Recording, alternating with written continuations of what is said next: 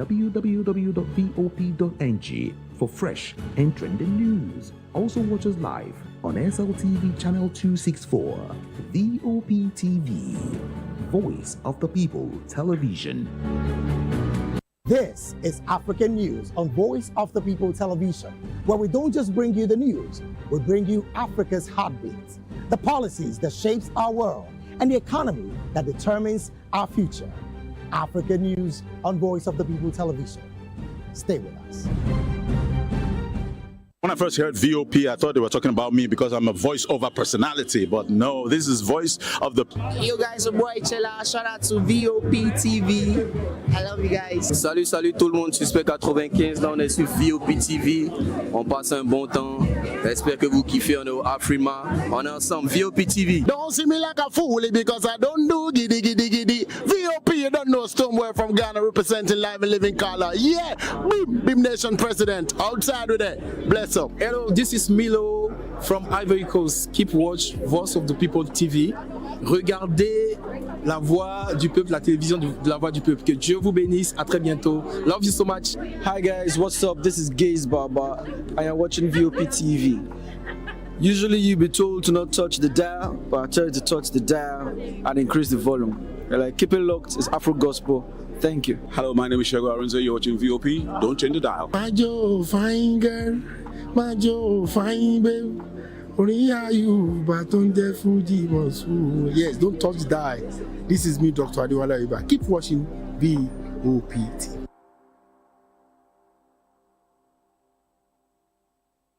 Behind every broken desk lies a broken promise. Education shapes the nations. But who is asking the right questions? Introducing Edu Dialogue, the show that goes beyond the surface, exposes the cracks, the corruption, and the silence in Nigeria's education system. Edu Dialogue, Saturdays, 3 p.m., only on VOP TV. We break the biggest stories, from missing funds to policy failures. We ask the tough questions and demand real answers. Edu Dialogue, this Saturday, 3 p.m. on Voice of the People Television. In a world where power shapes with every headline. In a nation full of questions. In a world filled with noise, the truth needs a voice. The policies that shapes our world and the economy that determines our future. Every hour, every day, the grapevine keeps buzzing. And together, we are committed to telling the stories that shape our world because your voice is our focus. Don't forget, our voice matters the most. Let us come together and share our concerns.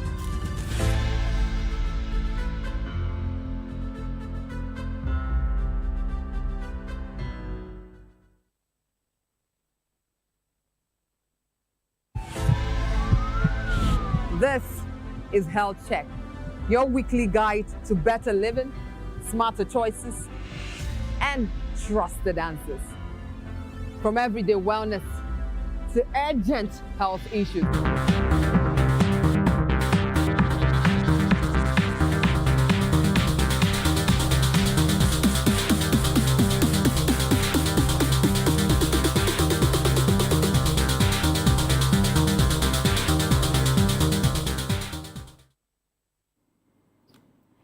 Hello and welcome to the Spotlight Show on VOP TV, the place where stories come alive and voices matter. This is the show where we shine the light on creativity, style, culture, music, and purpose-driven people, and people who are shaping the world around us. And guess what? I'm your special baby girl, Precious Agumanu, aka call me Prezi. And today I am not alone.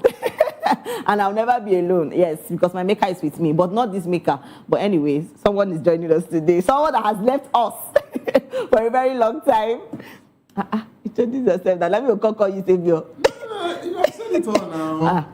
You are not here with your Lord and Maker, right? But you are here with your Savior. Oh, it's okay. All right, welcome on board. This is Savior Odo. Welcome to the show Spotlight. That's the program. And yes, my darling, my ever beautiful darling is always joining me on the show. And she's always smiling. You know, today she's looking so different. And yes, I have my darling with me today. And Hi, Hi, beautiful people. I beg. It's What is going on? Well, I guess someone wants sing as he say, it's not my maker. It's somebody that I've not generated. I know for a very, very long time.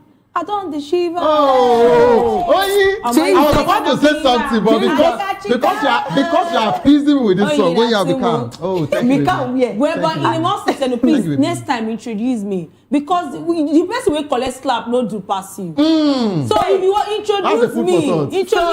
So some people now want to transfer the anger of what Omotola did. I think officially, Precious, don't just say, it's not my maker. Exactly. Please introduce me. So anybody will want to. If you cannot introduce me, I can walk away. Can we stage this walk away? No, let's just put it out. I don't know if you can start a like the guy too. And she'll just make news tomorrow. Exactly. A presenter could not introduce, you don't know my name. I will watch out. No, you don't know my name. Really? Do you know my name? What is going on? I love that. Wow. So please introduce us so we can start afresh. Now, mommy, you not be God. I understand. You are not God. In the state of human beings, there is hierarchy. Even though. Please, my people that always support me, leave this too. I don't know where they are going to, but we are going somewhere.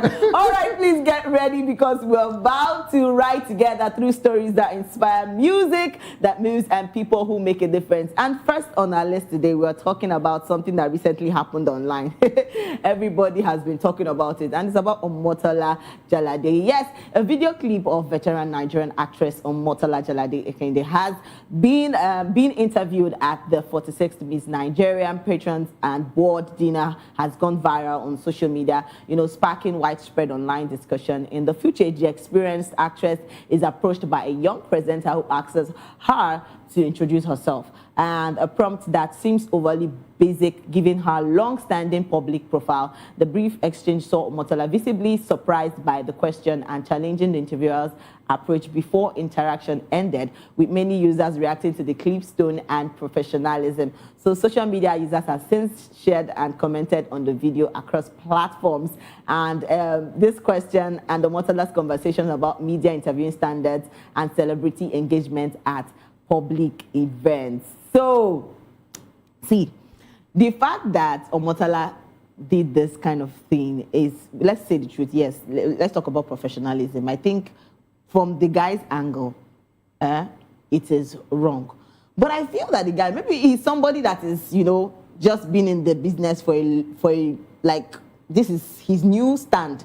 So maybe he's just reacting to seeing somebody for the first time, seeing a celebrity for the first time, and someone so excited that doesn't know. Do you know sometimes you want to interview a celebrity and you're so excited and you just miss track. A lot of times things like that happen. So, but this part where Omotola had to walk out on the guy is, I don't think I like that idea. Just like the viral word, ladies first. Oyi. No, ladies started, man in the middle. No, Oyi. Sit in the middle, be down. Okay, so on a more serious note, if we have to call a spade, I think the guy would have a very serious issue with his organization, They feel sucker. Which organization they work with to start with? No, of course, I think the name of, the organization we will not want to call them out. Yes, we're not doing that. But I also pray, just like you said, I also pray that he's not sacked. It's not enough reason, actually, for him to be sacked. But we're just looking at the salary. Now not be salary, we know the rate. But of course, I'm not also still in support of the salary being deducted. But let's come to the main conversation here. When you, just like you said, when you want to interview a celebrity, a public figure, sometimes, when you develop that cold feet or, starstruck, butterflies in your tummy, butterflies in my belly. You understand, your belly and what have you. So, and everything, just happening. Sometimes for the entertainment industry, that's entertainment presenters, of course, they distract sometimes. It happens. So I just feel this is his first, official, lesson, on the job. But usually it doesn't speak well of the station. Secondly, his image, his career for that set of people, I mean the celebrities, they've marked him. That's one bad thing about they make me. That's one bad thing about Nigerian entertainment industry. They've marked him. I'll show you. You would see that. You see that if this guy goes to another event in, that you guys go to in Lagos anywhere, I assure you, they would boycott that guy, come to your red carpet, and they'll keep moving. Now, professionally, is he wrong or is he right? That particular thing he did, as regards to saying, can we meet you? Usually, with term, can we meet you for upcoming artists? Upcoming entertainers. I beg. No. I beg to disagree. Don't go there. I'm coming. I'm here with you already. Why are you coming? Don't worry, my love. Let me start from there. Now, hold on. Do you know that if you tell an upcoming, can we meet you? It's quite easy for me to say, okay, for example, my name is Matthew. My name is why did you use James. Matthew? Why don't you use Savior? My name is Savior. You understand? My name is Shegun. Sorry, that's the director's name. Hey, God. Hey, my director will finish me. Don't worry, you will hear from your lawyer. Okay, so I was just trying to look for it. Stop. Why you don't mention your name? Why you mention people's name? Why do you have to? Okay, let me go to the film. Okay, my name is Chioma. Oh, sorry. Hey, God, but who do you this thing? Regardless, now you just mentioned my name is this, aka call me Prezi, for example. I don't blame you. Understand? You understand? So I do this kind of genre of music and all of that, blah, blah, blah, blah, blah. You understand? Now for a very popular figure. Yeah. Except your show is created around, in as much as your show is even created, maybe that's the concept of your show. Like, oh, can we meet you? You have to reintroduce yourself. But it doesn't work professionally. Because as a professional broadcast journalist or a presenter, you were meant to have a total background and all information about your guests. But not be guests, random this thing. Now, that's for an official show like this. But when it comes to red carpets, of course, some things can be bent. But in as much as some things can be bent, not with a popular figure. Because some people will tell you, do you know how many years it took me to create this, this image for myself? You know, be Jesus. And what I went through to become the name Omotola, Jalade, Ekeinde. And you are now telling me to introduce myself. Can we meet you? Even Jesus said they even introduce himself. Yeah, Savior, Jesus actually said, I am that I am. He mentioned. In the introduction. So who she be? I don't understand the pride that they see for you. But hold on. Simple, yes. Precious, I want you to look at it from a professional angle. I better leave this thing. You saying, can we meet you? When Michael Jackson died, like, when Michael Jackson died, like, people, they faint. They don't even sabi talk. Okay. They faint. They go meet. Do you understand? See, for this guy, I noticed that she herself was like, the guy was trying to, breathe. So it wasn't even No. This is it. Notwithstanding, no, the guy knew he already messed up. That was why he was following her. But this is it. I was expecting him to be spontaneous enough. I was expecting because for him to have said it the second time, Precious, he was not aware. No, Precious. For she to walk away, you understand? She gave him the room to have corrected it. The first interview, when she said, "Can we meet you?" she was like, she gazed, and she was surprised. No, she looked at him and she was like, really? Because you understand? And for you to say it again, for Omotola to walk away, we cannot say that Omotola was wrong. She has actually built a brand over the years. So it would have been better for you to actually use the damage control to at least say, oh, not like we don't know you, ma. Not like we don't know who you are. But here, this is what, or on my show, this is how I run. What is the difference? Do a damage control immediately. Instead of you saying it again, can we meet you? Even Oyi got angry when you say, my darling, whatever. Oyi say, introduce me, you know my name. Don't call my name. Everybody is doing like that. I'm not Omotola's sister. I don't have the backyard like Omotola. Please don't call my name. Now, are you aware? It's just pride I'm seeing here. Okay, so please, let's be very mindful of our choice of words. This is actually a very delicate matter. That's the thing. Okay, so for someone like Omotola Jalade Ekeinde, I expected a level of maturity from her. So for someone like me. Only she was matured. Wait now, calm down. She walking because All right, go ahead. That's my case. Knowing very well that she's on camera. Yeah. She knows they've started the interview. Okay. And the guy, to start with, I don't know who that guy is. I don't know his years of experience. I don't know his level of that's more reason that mistake happened. Professionalism. And then because that goes for back almost to every major red carpet presenters in Lagos, you know them. So that is where the problem starts from. I don't know him at all. So you don't know him. But do you know a lot of people make this mistake? But I think, listen now, hold on. What I have interviewed quite a lot of number of celebrities, and surprisingly, I used Can We Meet You, but not that way. Because before you even start the interview, I establish a conversation with them. You tell me what do you want? I talk to them. You tell me what do you want? Let me give it to you. You get like I know them. Do you feel the guy has not done that? Yeah. If he had done that, because if he had done that, he would have seen it. There was a time I interviewed the former AGN of Lagos State Chapter, and before my cameraman was ready, we were already even gisting, talking. I was like, Mr. Femi, we're just saying quite a lot of number of things. And when we were about to say it, I said, okay, so can we meet you? It won't be surprised you saying it. You will just feel it's your concept. And when we finished, he said, I like you. So what is a lot of let him not be liking you like that. Oh. No. He's a daddy, he's a good daddy. Okay, Daddy. Oh! Now! I think for the guy, his level of years of experience to be questioned. And even the way he's looking. He was not composed. Yes. I was looking more like somebody that I think it might not even be a why you protecting. calm down. No, a celebrity for the. Oh, God. It's the first time to say a celebrity. Okay, so now let the guy for one time. I don't understand. I think we have to get it clear. I think we have to get something clear. We don't even. That guy looks like a camera guy that they just say carry mic go inside. You didn't see the part. I was not even seeing from that light. I was seeing him from a content creator. It might be a content creator and not. You didn't see the part. You need to see the part where he was trying to breathe in and breathe out because he was tense. Let's listen to her. Precious. Well, that does not excuse you being unprofessional. But so in the way, hold on. Precious can understand and now let me give you the bubble for upcoming journalists out there. Probably when you get to if you are in that kind of a position, you're not sure of that person's name. Yeah. Another angle is do your interview first. And when they are landing that interview, look, for the sake of this interview, can you mention your name and what you do, man? I bet you she will not walk away.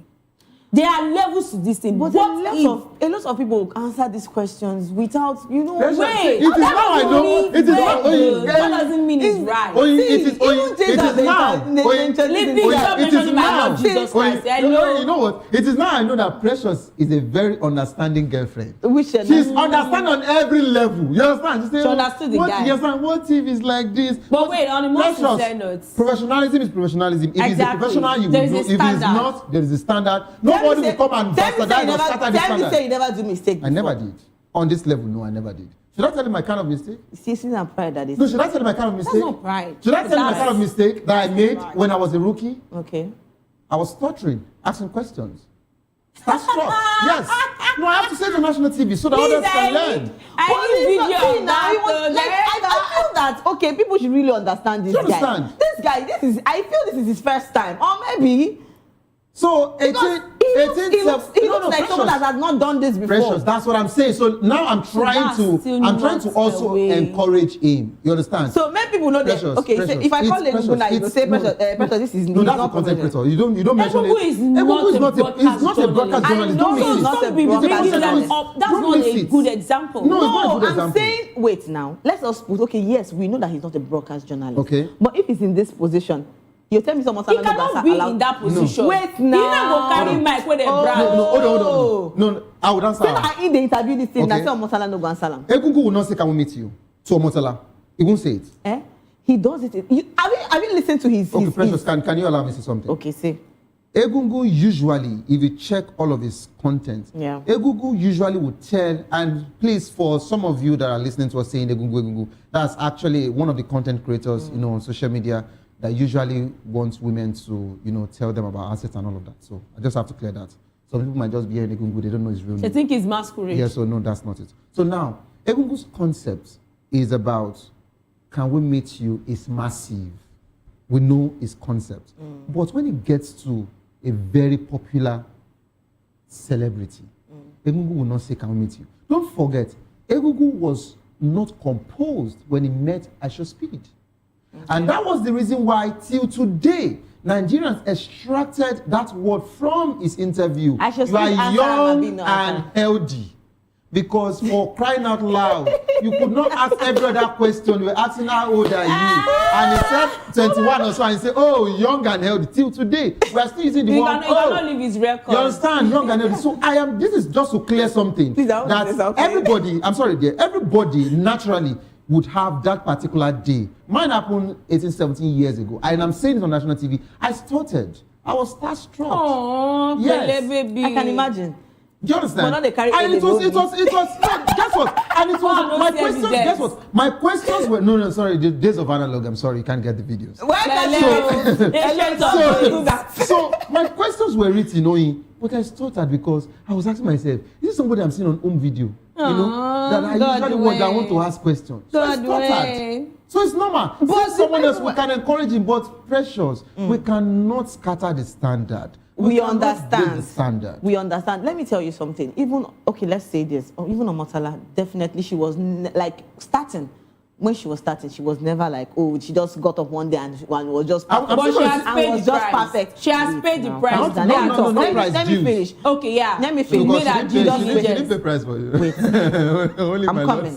Then she just wakes up one day and becomes so, so popular and so professional, so good at what she's doing. Do you understand what I'm trying to say? So I feel that she's supposed to understand this guy. Okay. Coming from, she has actually started this thing. Starting was not that easy. Yeah. She had some ups, she had some downs. Yeah. So why don't she see this as this young guy is trying to start up? I think it's high time. The way she walked out was when... No, she's not supporting him. The way she walked out was when... Okay, so I think Omotola, I need to speak to you. You understand? Our TV goddess. You understand? Mama! Let me hear that. No, when you are going too far. Mama! We hail you. You understand? We are not against you. You understand? But I would have loved to trend for good reasons, not for bad reasons, so I can never call you out. But I think it was too much for she to have worked out on him. So first, I know she's also not angry, but unhappy. People usually mix the two. Like you need to know me. You need to someone can be unhappy and not angry. You understand? Yeah. But when someone is actually unhappy, usually they are disappointed. So I saw the disappointment like, with all my life, my career and everything, you are saying, can we meet you? So I should be answering that upcoming question. But I expected, let me switch the roles. And this role, I'm coming. The roles I want to switch, I don't think she would like the role I want to switch. So I want to switch the roles. If it were to be Funke Akindele, Funke would not work out. Actually, that one said Funke would have now said, can we meet you? So you sure don't know me. No problem. They say they don't know me. My name is Jennifer. Oh, yeah, you. Can we meet you too? I know she knows how to flip and give plot twist. She would have handled this spontaneously, being spontaneous and making the guy not feel too bad. And after the interview, she would have just said, you don't say, can we meet you? I'm not saying this because, to an extent, I know I'm more personal than that of Omotola. I've seen Omotola just once in my life. So it's not like I've seen her more than that. But basically, I feel working out has actually bruised the guy's ego. For that day, I don't think that guy would have been able to interview any other person. Now, the problem is, if at all the guy did every other interview and you came back to the station and your head of program says, can I see the videos of people you interview? And maybe, just maybe, Omotola could have been the big guest. And the head of programs asked, it's like I saw Omotola at that event. Why didn't you interview Omotola? And guess what? The guy would say, oh, she didn't have time to interview, or I tried to interview her, but she walked away. Guess what? There'll be a video that will surface. The guy would not know that this thing will make rounds on social media. But now that this thing is coming viral, another problem. I want to say something. Please, so head of programs of that station. Forgive him and forget.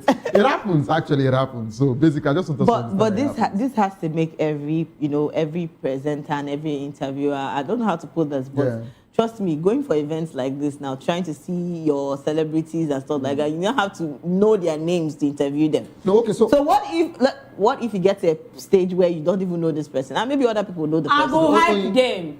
I go hype.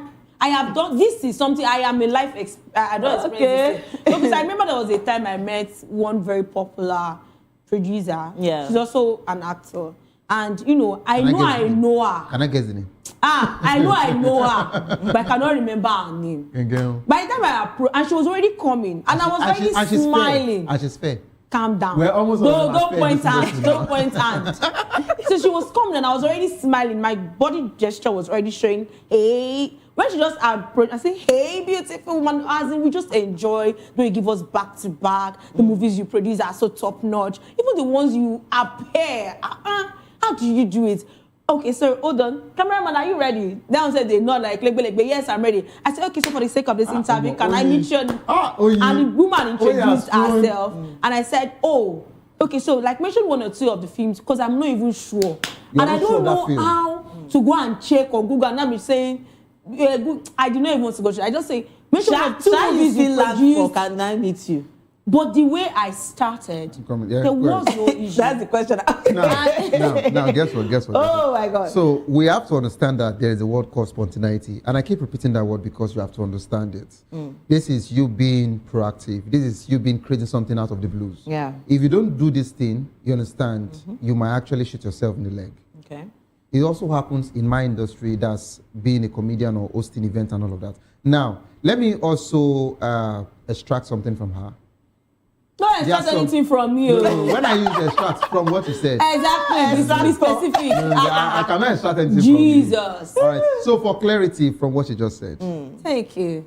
I think I have a problem with after the show. Wow. so guess what? There's some event that we host. And a public figure, a politician walks in. You know this person is either in the Senate or reps. But you can't actually pick the person's name. You quickly ask one or two people, I've forgotten this person's name. Please remind me. But once that person reminds you, take that name to Google. Google will bring out the person's information. And guess what? As soon as I'm going back to the stage to call my next line of program, I would quickly say, and joining us while the other person was giving his goodwill message. We just witnessed the arrival of some person from the 10th Assembly from Red Chambers who just graced this occasion. A distinguished senator, even if they are not distinguished. They are representing this particular constituency. He's a criminal. Please join me in putting your hands together for, and mention his name. You're welcome. And guess what? You see why I am saying this? Yeah. Just like what Oyi said. If you don't look for a way to maneuver when you're about to be stuck, then you'll be struck. So, Precious, at that moment, it is a moment of decisiveness. Two things will happen.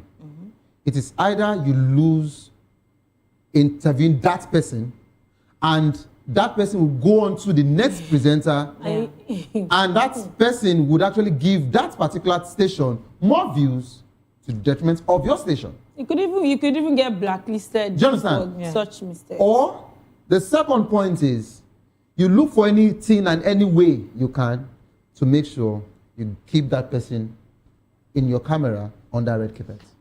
Okay, I understand what you're saying. I want to rephrase this. Okay. Because something that happened recently, like way back.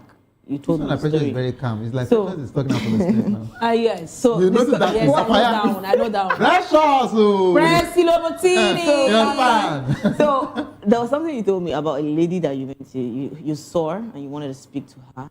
And after the interview, I think something happened to your camera or stuff like that. You had to go back to meet her. She scolded you and stuff I like still interviewed her. Me, So, I'm very bad. I want to say this. I don't know if it's bad in a good way, this is the normal way some celebrities do, because once they get to this point, everybody, holy adao. Okay, so I think there was something I was to say, and thank God that you talked about this. So let me quickly mention this, and this is generally to every TV presenter there. Yeah. First, you have to understand that you are more of a celebrity than the person you call a celebrity. Let me clear that. Yeah, that's you show on TV every day. They only show either through music that you have to play on national TV, or you play via radio. That's one. Secondly, or they show in the cinemas, or you have to download their films before you can watch them on your TV that you paid to buy. Right? Yes. But for you, you come here, you come on air, either radio or TV, you talk, and people know your name, they know what you look like. So, whenever you are interviewing the so-called, that I feel using the word public figure is for everybody. Celebrity, for me, I don't profile people as celebrity. Okay. I just profile you with what you do. If you're an entertainer, you're an entertainer. You understand? If you're a footballer, you're a footballer. Whosoever you are, that's it. So if you have the mindset that you are just a presenter going to interview a celebrity, then the celebrity experience will happen to you. Let me extract some names that are not in the scene again, so it doesn't look as if I'm calling people from our counterparts. Okay. Yes, they are not in any scene again. I'd like to talk about first Jumoke. Okay. In the days of Jumoke, she did one of the biggest entertainment shows that Lagos can ever witness. I can't mention the TV station because it's still in existence. Now, we talk about Labiola Yori. She did one of the biggest entertainment shows. These people I'm talking about now, they are not presenting anymore, so of course I can call their name. You talk about a friend of mine, Vijay Adams. Of course, he's not in any TV program now. He does his own personal podcast. And guess what? You can't expect them when they were in their prime or while they were still at it.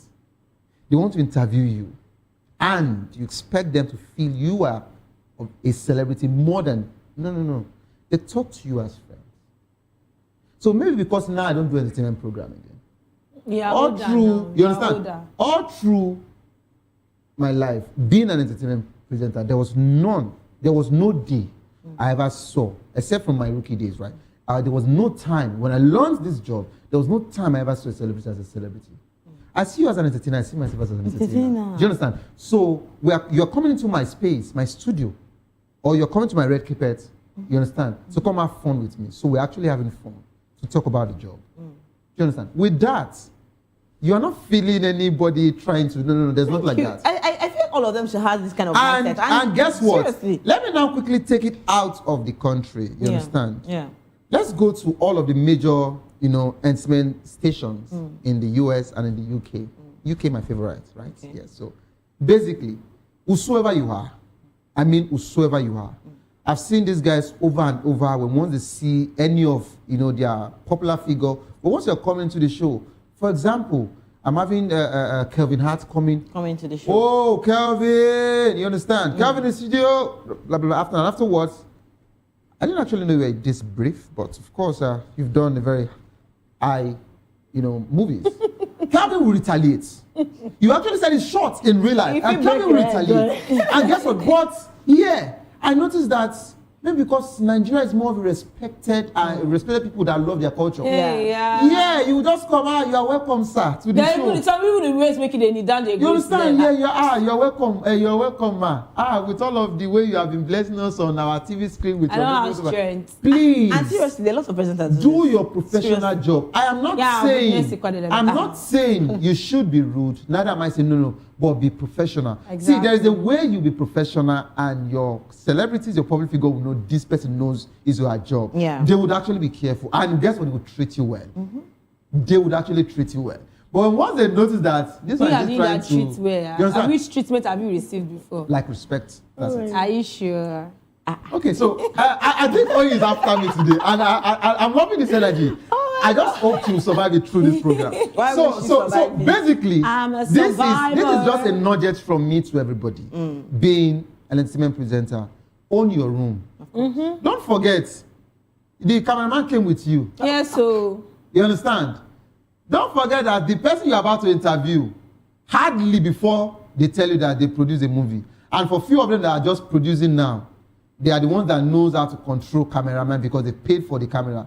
So it means that your camera belongs to you. So they are your guests.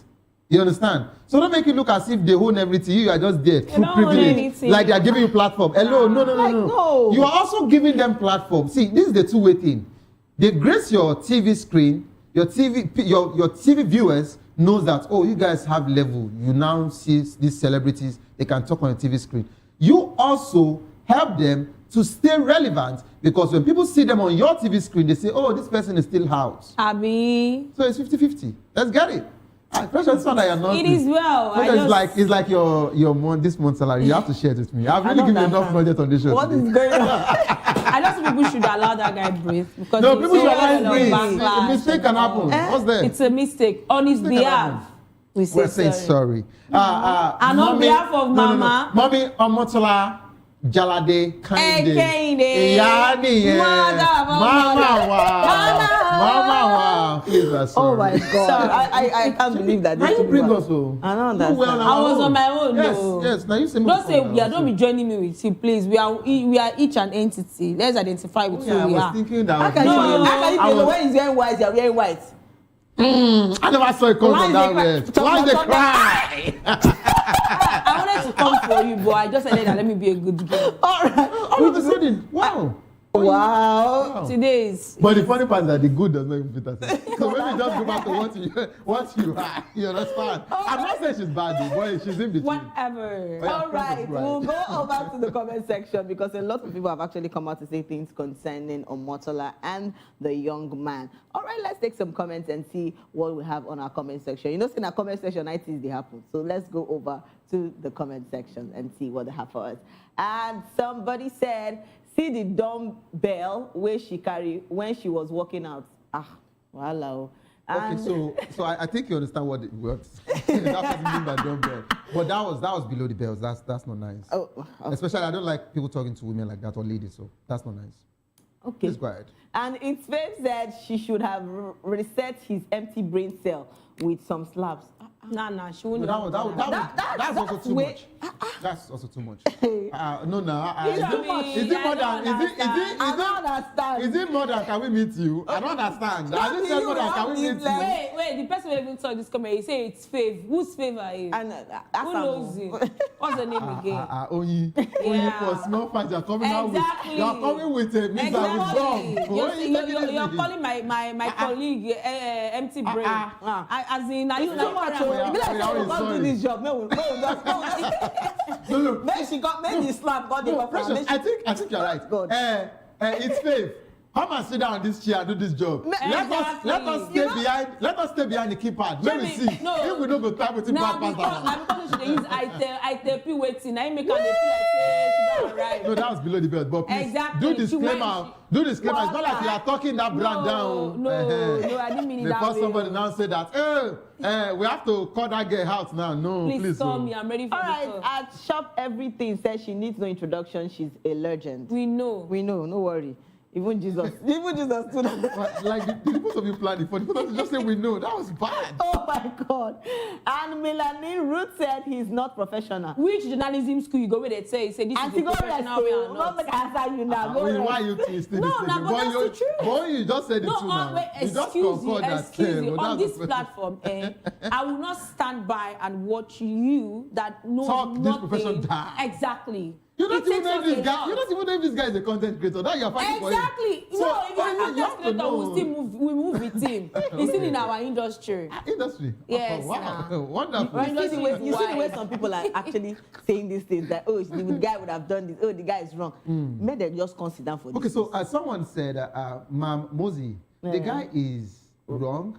Okay, even you said you are wrong. How would you say the guy is wrong? So you first with your comment, you first, is a problem. See, your right of sex is wrong. Oh my God. First of all, he blocked her way. She stayed, okay? Second time, he's touching to block her way. I wish she was with her bodyguards. Bodyguards to do what? Now, this kind of people now will now say politicians are, treating citizens wrong. Nigerians are people like you now. If you have just 2 million, you will tell your landlord to be opening gates. No, 2 million per. Maybe first get 100K. You understand? Even if you get 100 for this, now, never even see. It is people like this. It is people like this. By luck, they have like 5 M.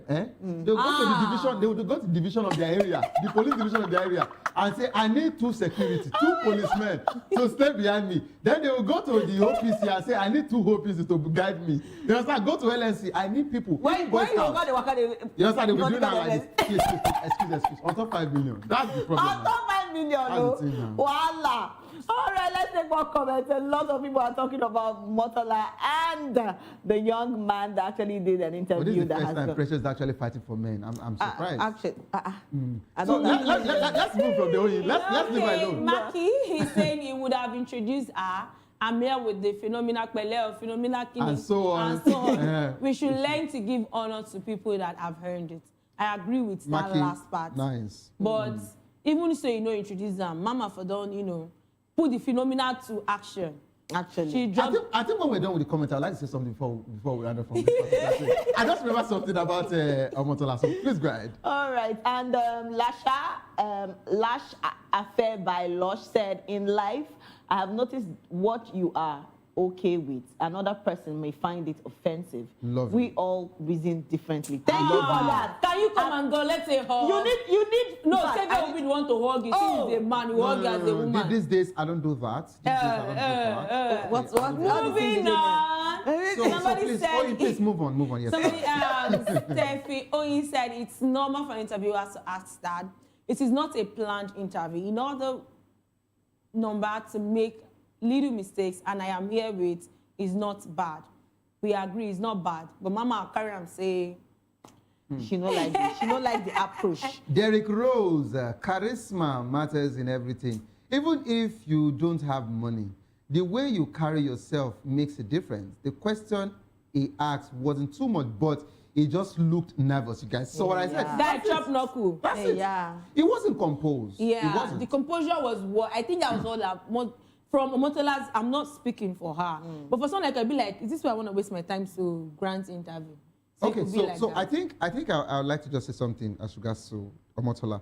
I used someone else, yes, Ekeinde. Okay, yeah. Now, I want to talk about personality, and I think we should understand that personality also plays in situations like this as a dynamic. Yes. Now, Omotola's brand is perceived corporate. Omotola's brand is perceived calm. Okay. Omotola's brand is perceived introverted. Funke Akindele on the other side. Our brand is perceived. We are outside. Our brand is perceived semi-corporate. Our brand is perceived extroverted. Like if there's another word, extra extroverted. Now guess what? Now do you remember? That's what I'm going to. Now, Omotola was, graced a particular TV interview, and she was asked what a perception was as regards to entertainers or movie producers dancing to market their movies. She actually was coming from the old Nollywood. By saying professionally, you don't have to dance. It's wrong. If I've actually done a good body of work, you understand, and people believe in my brand, they should go see my movie. Now, in the days of Opa Williams, in the days of Iweka Road, Pan Road, Aba, in the days of Onitsha Main Market, he worked. In the days of Alaba, but you go see they use that in. Guess what? In the days of Lancelot, of DGN, he worked. Old things. Now, check out. Guess what? There. Okay. If you look at that particular time, we didn't have social media. Yeah. So life was peaceful. That was the reason why I also mentioned my mistake also as rookie days. Because then everything scripts, we write scripts. If I'm to do entertainment or whatever, we write our scripts. So we read with scripts. There's nothing like prompt or anything. You know, even Prince and Seb now. You understand? No, it's handwritten. Who wants to print? No, it's handwritten. No. Before you use typewriter, it's actually an official stuff. Now you write now. I asked anybody. So you understand? So it was analog. Everything was analog. So she feels for you to, create that brand in that particular time, that was organic followers. So she still has the organic followers. But guess what? We have to understand that things change. The people that are growing up now, now don't forget that Gen Z. Now don't Thank forget God that guy is not a Gen Z. Guess what? Don't forget that for terrestrial stations like radio and TV, we also have people we're battling with, which is social media. And that's the reason why we've actually decided when we do our shows, in as much as they're watching us on cable, they're watching us on local, antennas. Yeah. We are also on YouTube. We also cut our rushes. We put on Instagram, TikTok, Facebook. If we say we don't want to do and say because professional. So imagine terrestrial station. Imagine, you understand, the chairman of this organization and the management saying, no, we are big. When we are big. Why should we go on social media? Yeah. Especially when YouTube, you understand? Yeah. Would want to pay you for content. Guess what? Even newspaper. Back then, newspaper was controlling everything that has to do in this nation. Not anymore. And afterwards, the terrestrial stations, radio and TV came. They took it over from them. Yeah, that's. You understand? The loyalty shifted. See. And every paper started pursuing both TV. When they noticed that there's something else that is out now, social media. They Are you aware now that your Vanguard or Punch or whatever, all the dailies, they have presenters now that present on X. Yes. Yes. Casting news as well. Yes. Because they feel you might not want to read anymore. The Gen Zs don't have time to read. They would rather want to watch a video. But Gen Z spoil a lot of things. So, but guess what? Omotola said, dancing for a movie is wrong. The news, as the news was flying, mistakenly the news now landed at Funke Akindede's Domos.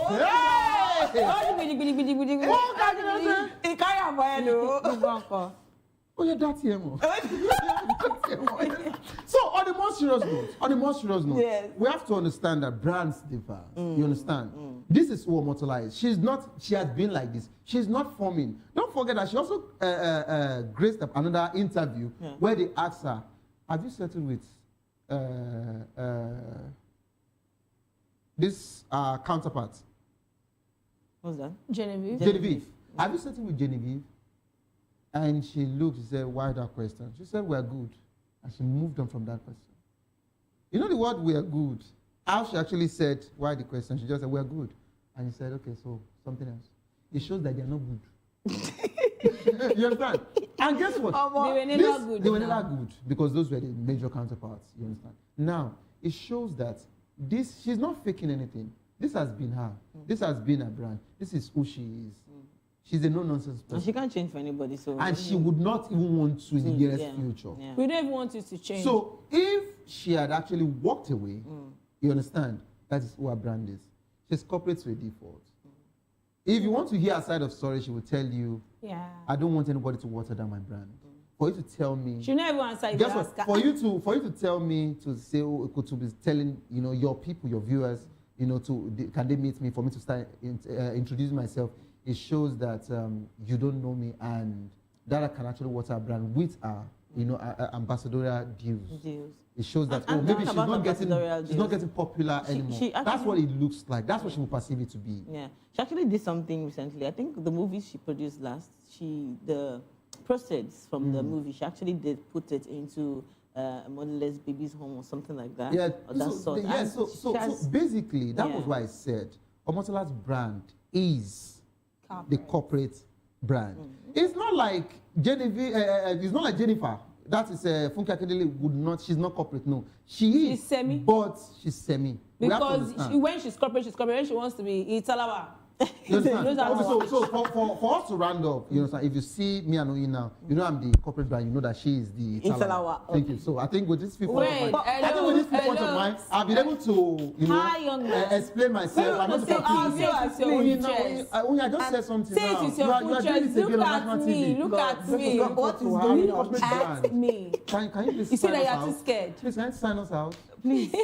I would need This is bodyguard at where this we point. draw the curtain. I I need beg. bodyguard at this point. Exactly. When Leave we the are curtain done, people open. can now- Leave No. the curtain open because what does this man mean? Can you Hello, look at me. To my You promised me amazing safety on your show. Please, can you call your Thank you bodyguard? so much for staying with us on the Spotlight Show. Trust me, it was a blast and I enjoyed myself, and I'm sure you did too. Thank you so much for staying with us. And remember, if you're going viral or going global, please tell your stories with heart. And don't forget to follow us on all our social media handle at VOPTV Live and subscribe to our channel for more exciting episodes and updates. And yes, until next time, I am Precious Agumanu, aka Call Me Prezi. You know I didn't do this alone. I was here with my darling. Thank you, baby. Savior Udo, I love you. Yes, that's Please mention my name. Onyi. Bye-bye. It's Ain't Never Lost Twitter, and we love you guys. All right, see you next time. Bye for now.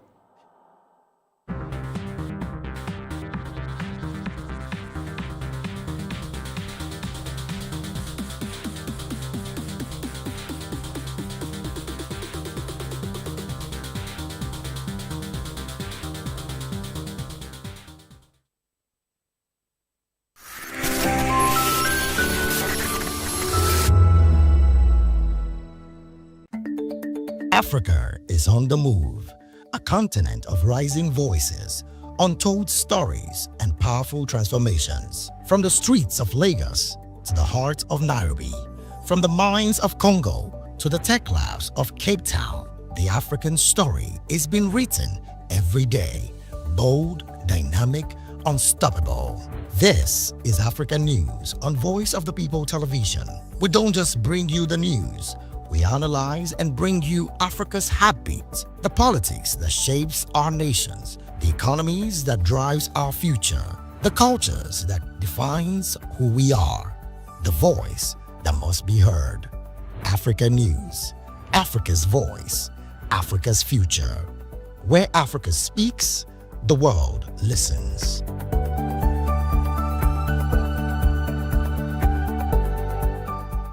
Welcome to the locker room, the home of football talk that matters.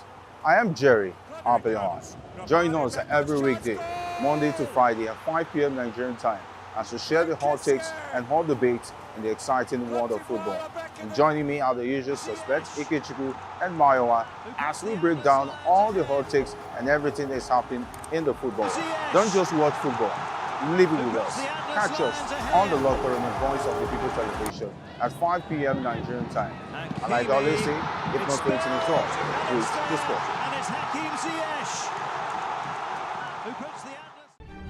In a world where power shifts with every headlines, news breaks and events happens, we bring you unbiased and explicit information on politics, economy, and state of the nation.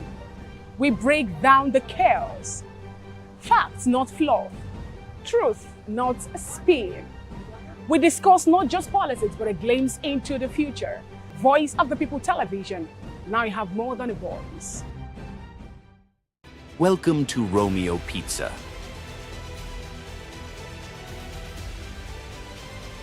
Sink your teeth into our freshly baked pizzas. Loaded with rich sauce, melted cheese, and irresistible toppings. Where every bite is a love story. Treat yourself to our creamy, dreamy ice cream. Smooth, sweet, and made to brighten your day. Or maybe you want it hot and satisfying. Our juicy shawarma is wrapped to perfection, packed with flavor in every mouthful. Pizza, ice cream, shawarma. Why choose one when you can have it all?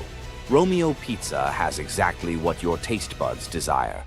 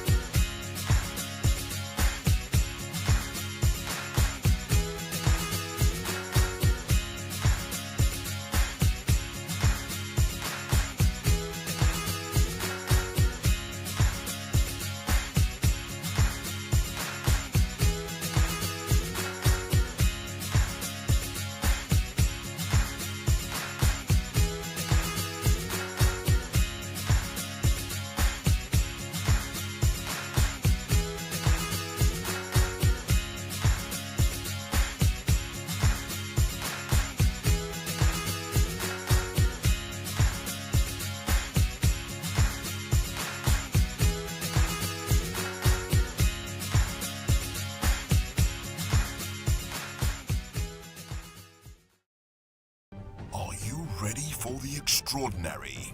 Something big is happening on your screen. Introducing VOP TV.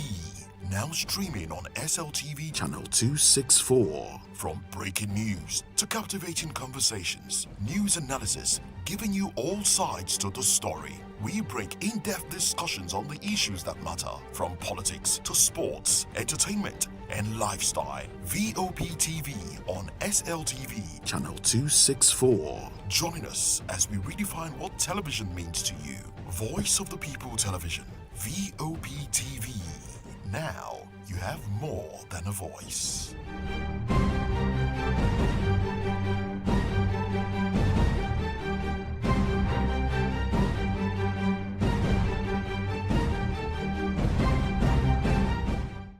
To know the happenings in the maritime sector, join us on the program Maritime Frontiers on VOP TV as we discuss key areas in the maritime sector, from aquaculture, maritime transportation, maritime labor regulation, oil and gas exploration, ferry and passenger insurance, marine pollution and prevention, port operations, and lots more. Maritime Frontiers, exploring Nigeria's blue economy.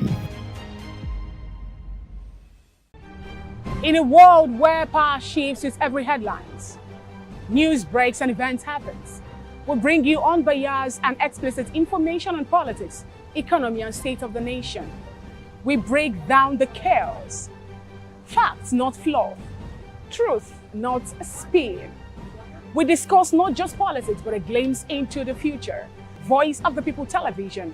Now you have more than a voice.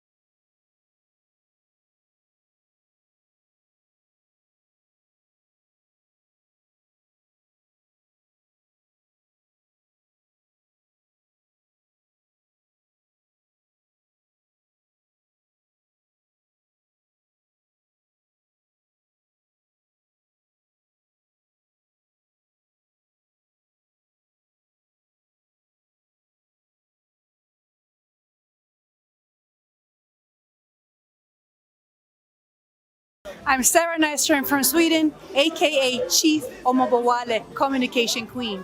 Keep watching VOP TV. Hi, I'm Samantha Jacobs, representing the States. Miami's in the house, and I want to make a shout out to VOP TV.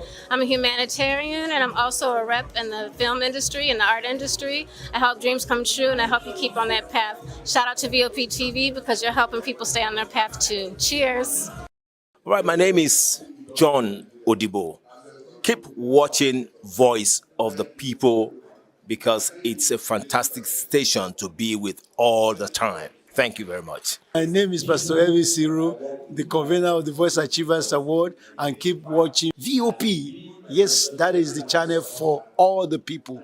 No color, no race. Thank you so much. Yo, ladies and gentlemen, this is Abasunkan from the Netherlands. I am a designer and I'm here in Eco Hotel and Suits. Keep watching VOP, the voice of the people.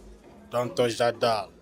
The red carpets, awards, the razzmatazz, music, fashion, interviews, and more.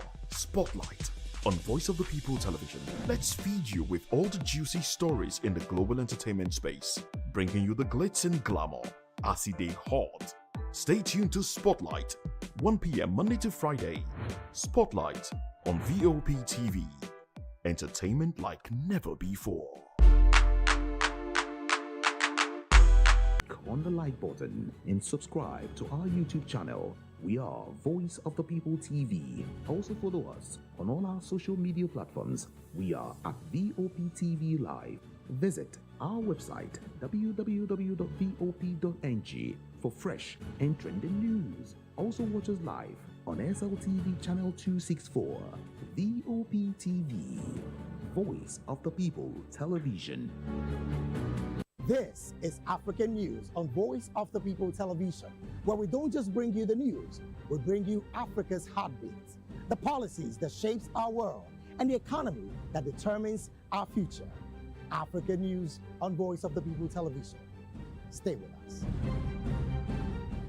When I first heard VOP, I thought they were talking about me because I'm a voice-over personality. But no, this is Voice of the People TV, and you are riveted forever because this is the place to be. Yo guys, your boy Chela, shout out to VOP TV.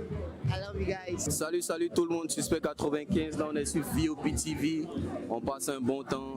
J'espère que vous kiffez, on est au Afrima. On est ensemble, VOP TV. Don't see me like a fool because I don't do giddy giddy giddy. VOP, you don't know Stoneware from Ghana representing live and living color. Yeah, Bim Nation president. Outside with it. Bless up. Hello, this is Milo from Ivory Coast. Keep watch Voice of the People TV. Regardez la voix du peuple, la télévision de la voix du peuple. Que Dieu vous bénisse. À très bientôt. Love you so much. Hi guys, what's up? This is Gaze Baba.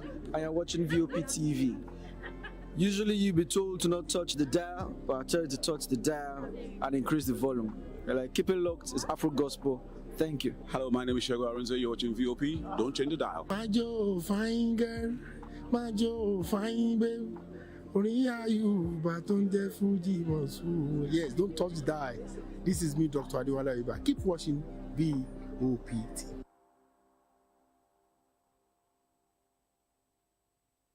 Behind every broken desk lies a broken promise. Education shapes the nations.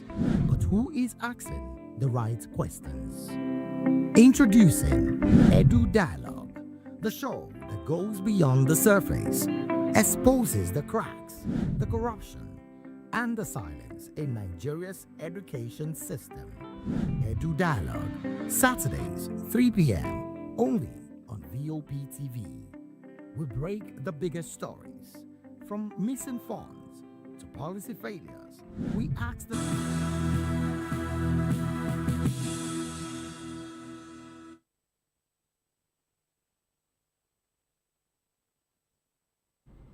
Hello and welcome to the African News on Voice of the People Television. I'm Chioma Innocent. Before we begin the news, kindly visit our website. It's www.vop.ng for fresh and trending news. And for WhatsApp, the number is 0904-473-2605. Now the news. Suspected Allied Democratic Forces, ADF rebels, have killed at least 50 people in recent attacks in Eastern Democratic Republic of the Congo. The killings occurred between March 9 to 15 in the Muchacha and Babeswa localities of Ituri province's Mambasa territory, with 35 civilians killed at the Muchacha gold mine and 15 in Babeswa. The ADF, affiliated with ISIS, has been active in the region for several years. Joint operations by Ugandan and Congolese forces against the rebels have been ongoing since 2021. The recent attacks also involved destruction of property, looting and torching of houses, displacing dozens of residents. Meanwhile, Romuald Wadagni, the ruling party candidate in Benin's upcoming presidential election, has pledged to establish municipal police forces in northern border towns to combat jihadist attacks. Wadagni, who has served as finance minister under President Patrice Talon since 2016, emphasized the need for regional cooperation to address security challenges in the Sahel region, particularly along the borders with Niger and Nigeria. The National Republican Police Force already has a presence in the north alongside soldiers. However, Wadagni did not provide specifics on the number of municipal police officers or the program's cost. Elsewhere, the Coalition for Ethiopian Unity, CEU, alleges the government is repressing its members and officials in southwest Ethiopia's region's Kefa zone. 3 party members, Aklilu Adelo, Fikadu Adelo, and Dempsey Dembo were arrested in Chena district and are being held at the local police station. The 3 members of the party were arrested while doing development work, according to the CEU. The CEU claims repression has intensified since March 18 and is calling for the unconditional release of its members. In this report, Zimbabwean opposition politician Tendai Biti's Constitution Defense Forum, CDF, will collaborate with Vice President Constantino Chiwenga, opposition leader Nelson Chamisa, and civil society groups to resist President Emerson Mnangagwa's alleged plans to extend his tenure beyond 2028. BT said the CDF aims to unite citizens opposed to constitutional amendment, citing concerns over executive power consolidation and governance practices undermining the rule of law. The move follows recent changes to Zimbabwe's 2013 constitution, with critics arguing they strengthen executive authority. Government officials claim the amendments are lawful and necessary. BT alleges efforts within ZANU-PF aim to allow a 2-year presidential term extension to 2030. President Ekeinde Hichilema has ordered the arrest of individuals involved in the killing of NLS Kamutumbe, 46-year-old in Kalumbila.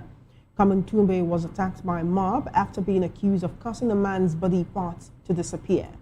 Authorities said the incident occurred during a business trip, with the victim targeted based on suspicion rather than evidence. The government has instructed law enforcement to identify and prosecute those involved, stating no individual has the right to take another person's life. The attack, said to have been carried out by a crowd of mostly young people, is being treated as a serious criminal offense. Elsewhere, a woman believed to be a lawyer was fatally shot in Johannesburg city center on Monday morning near the Commission for Conciliation, Mediation and Arbitration (CCMA) offices. The shooting occurred as she was heading to the CCMA, with witnesses hearing 4 gunshots. The incident has raised concerns about security in the area, following a similar attack in January outside the Bui Sands Magistrate Court that killed 2 people. In another development, the Labour Court in South Africa has dismissed Julius Mkwanazi's bid to stop disciplinary action, clearing the way for the city of Ekurhuleni to proceed against him. Mkwanazi, a suspended EMPD deputy chief, had argued the city lacked authority to discipline him over a terminated contract. The court ruled the change in contract does not shield him from accountability for alleged wrongdoing. Mkwanazi faces allegations of corruption, including links to suspected crime figure Vusimuzi Katmalala and registering private vehicles under the municipality's name. Meanwhile, South Sudan's President Salva Kiir Mayardit has returned to Juba after an 8-day visit to South Africa, where he held talks on elections and bilateral cooperation. Kiir was received at Juba International Airport by senior officials, including Vice President James Wani Iga.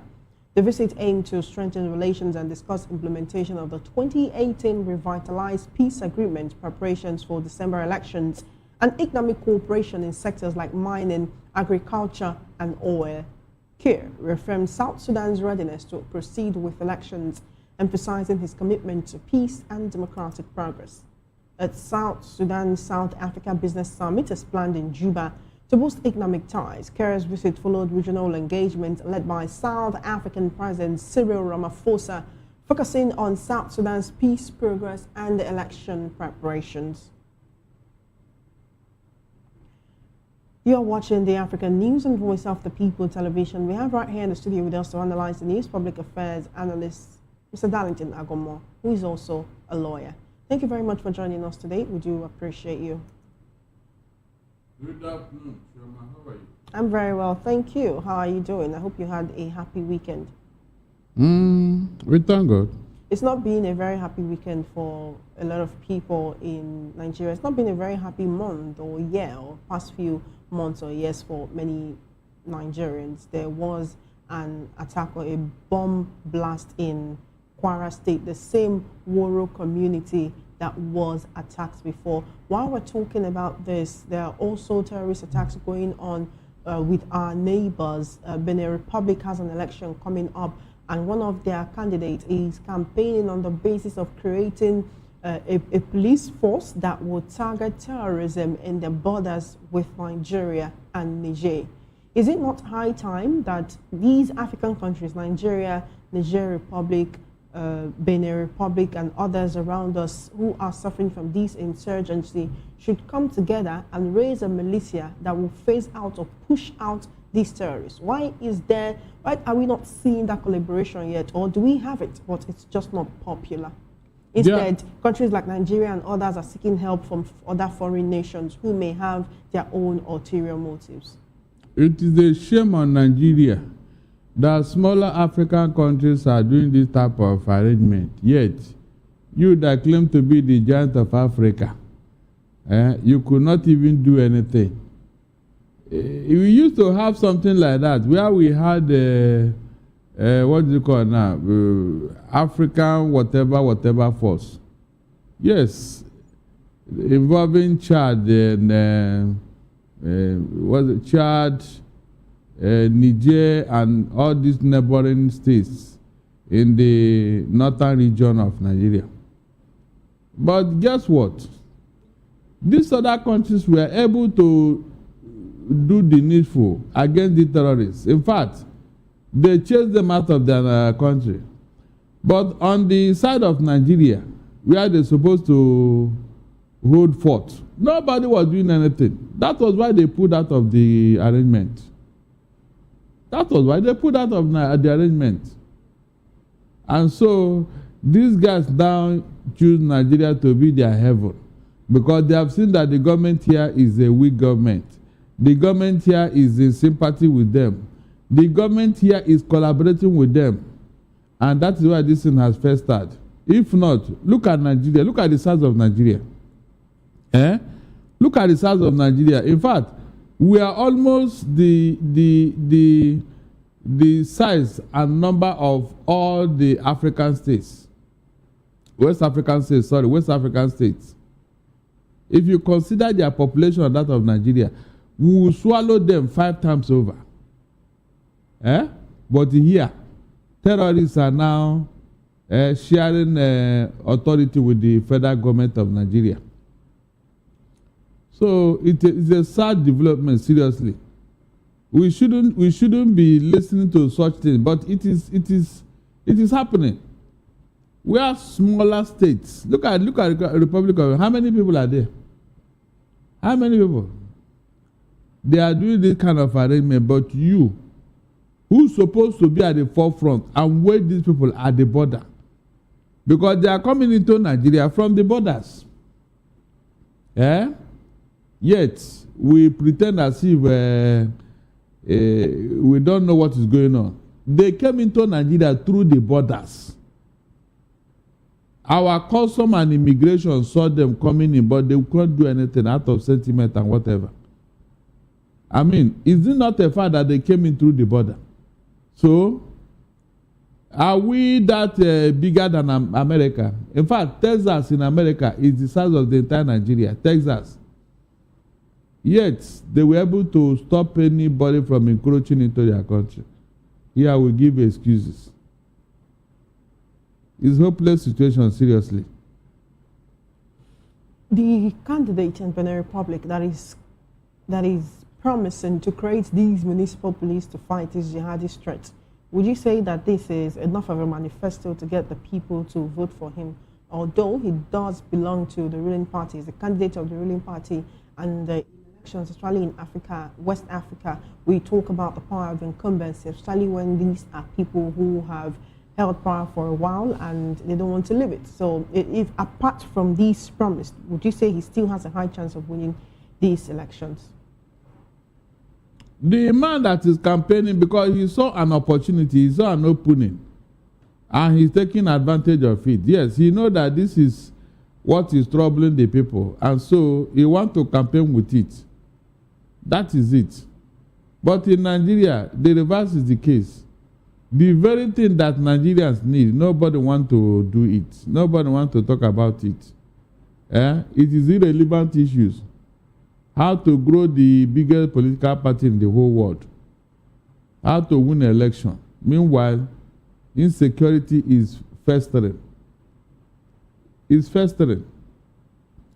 I pray that that guy in the Republic of Benin will win this election and do what he promised. I'm sure he will do it.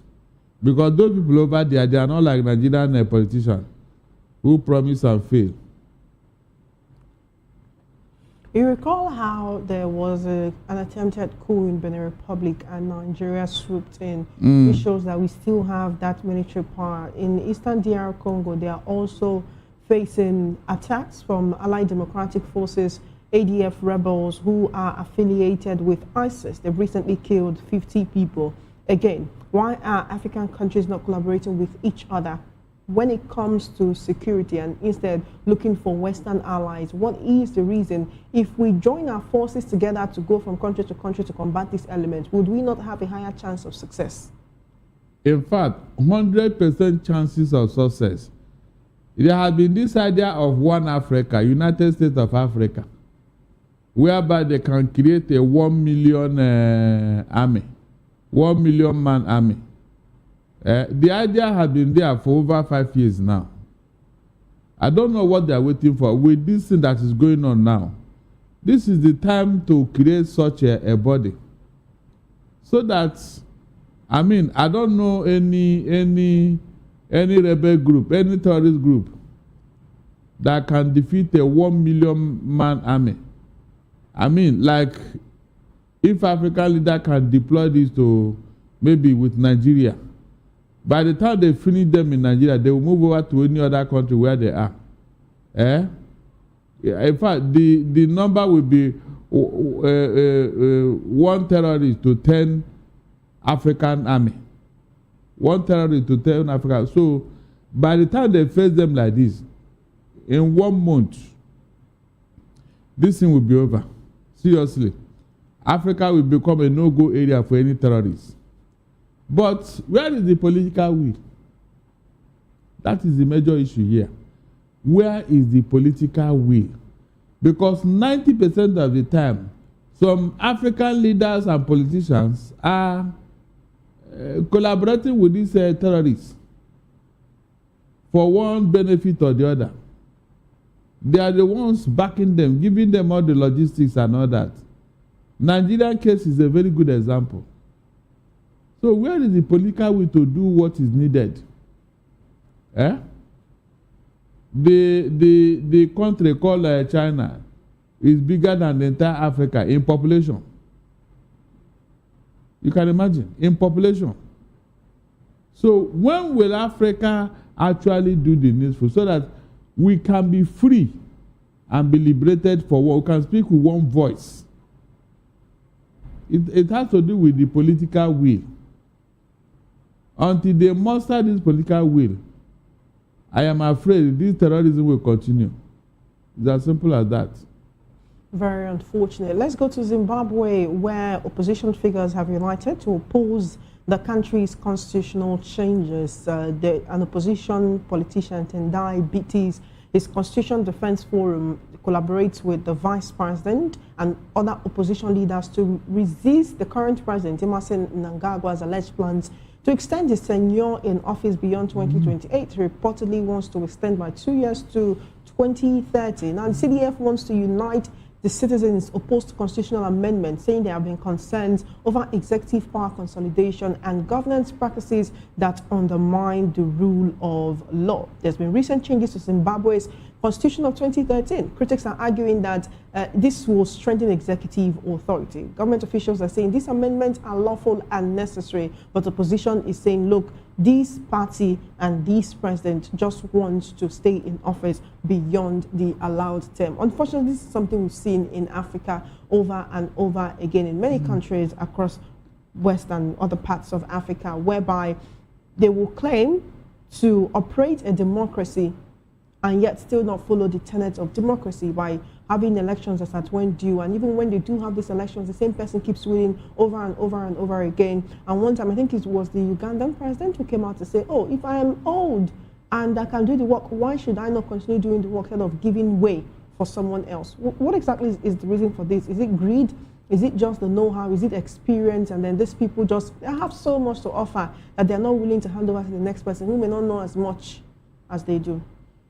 It's not mostly greed, it is foolishness. Because if you're a wise person, what value are you adding after staying the required tenure in office? What exactly do you want to offer again? Somebody like Museveni or Pobia, what value are they adding again that they did not add all these years? The only reason why most of them want to stay put is because they don't want to leave office for you to come and see what they have done in office. You know, whenever they leave and another party come in, they will now begin to unearth all the evil they have committed, especially financial misappropriation. So these are one of the reasons why they don't want to leave office. They prefer to die there so that even if you probe them, that will be in the past. You see? And any leader that is thinking along this line is not a leader. He's not a leader. In fact, you can equate him to a criminal who wants to plunder his country. Because you have stolen so much. Money that 10 generations in your family may not even need. Yet, you decide to stay there.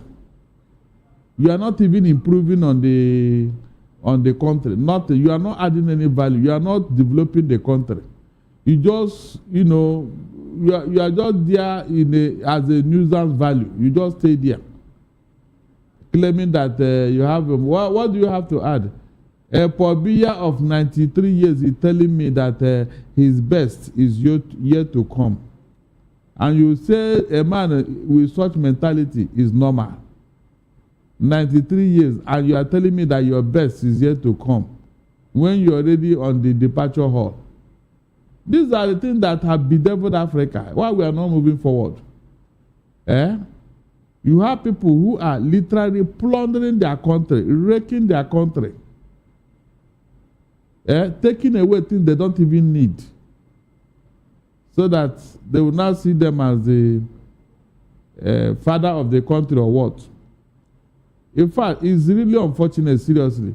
The day Africa will do away with this kind of leaders, maybe we can say, yeah, we are moving forward. Until that time, unfortunately, we are going to live with this kind of people. If we continue to claim that the African leaders are the problem, what about the people who will allow their votes to be bought when they go to the polls? While we're talking about how the people may contribute, we would say that the leaders are gotten from the crop of the people, right? In Zambia, the president has ordered the arrest of individuals involved in the killing of a 46-year-old man who was attacked by a mob after being accused of causing a man's body part to disappear. In 2026, this is something we've heard before in Lagos, probably in the 90s and early 2000s. But not in 2026 would you accuse a man of causing another's private or public body part to disappear and then mob him and kill him. Last week in Nigeria, we saw what has been dubbed the rape festival. So are the people any better than their leaders with this kind of mentality? And can we really change the mindset of the average African? Because this is how others look at us and say, oh, and that's why you have some Europeans who will tell you that they are superior to the African man. Because hardly will you hear that in Europe somebody is mobbed for maybe stealing somebody else's body parts with juju or black magic. It is practically impossible to behave outside the leading of your leader. Practically impossible. That is why they call them your leader. They are the moral compass of the society. I remember when Buhari and the Diabo came in as military rulers, when we had war against indiscipline. Things where you will be wondering, is it Nigeria? People will drop money and come back and pick that money. People will go to bus stop, they will line up like human beings. Things were orderly. War against indiscipline. Go and see how Nigeria was within that period. No bribe, nothing. Seriously. No bribe. Nobody was taking bribe anywhere for whatever reason. All this insecurity, nothing. Because that was what they came to do. War against indiscipline. They pursued it. So, a leader who wants to lead the people must be upright so that the people too will be upright. You are the one leading, remember, that's why you are called a leader. And so when you come in and start behaving the other side, using the people to achieve your evil aim, to achieve all manner of things and all that, of course, you have told the people the direction to go. When a Nigerian leader came into office and he said that his re-election is a do or die affair, that particular statement went far because there was so much killing under that regime. That was the time most PDP leaders and all that disappeared because we are fighting for election. And so leadership is very important. Even in the spiritual realm and in the Bible, go and check. The Bible said that when a good leader is in office, people rejoice. And when a bad one is there, they will cry. The leaders are the reason why a mob gathered together to attack a man and said that he stole somebody's body part in 2026. The leaders are the reason for that. Hold on, no, come. The country you are talking about, is it not African country? It is an African country. So, if people are behaving in such a manner, who created that psyche in them? No, tell me, who created that psyche in them? They too, they are seeing what the leadership is doing on the political sphere. Are they behaving normal? No, the leadership in the country of that where this thing happened, have they not been killing people through political advantage and all that? No, please. Look, I have told you, and I mean it. The society prepares the crime, then the criminal commits it, and you turn around to blame him. The society prepares the crime. If you want your people to behave, please behave well. They will follow you. It's as simple as that. Look at mother hen. When it's going, the chicks will be following the mother hen and doing chipping along the line, chipping, They are following the mother hen. Everywhere in the world, when you groom a child, that's why the Bible says, train a child the way he should go, and when he grow up, he will not depart from it. Chioma, have you asked yourself why Christians are not violent prone? Please tell me. All the Christian churches, you cannot accuse them of preaching violence to their people. All the Christians everywhere in the world. You cannot. And so, their followers imbibe that spirit in them as they are growing up. Nobody on earth can accuse Christians of violence, of killing, of terrorism. Nobody. It's not. So, have you not, why not ask yourself, these people that are doing this in the northern sphere of Nigeria, are they not the same Nigerians? Why are we not behaving like that over here in the south, where you have mostly Christians? Please. This is not a rocket science. The way you are trained when you are in the infancy, when you are small, that's what you are going to behave, how you are going to behave when you grow up. There is no magic about it, no magic. This example will resonate to you and every other person listening to me. The same country, why are we not violent prone over here? Why are we not? Even with some Muslims in the southwest here, they don't even behave like them in the north. So why? Because of upbringing. Simple.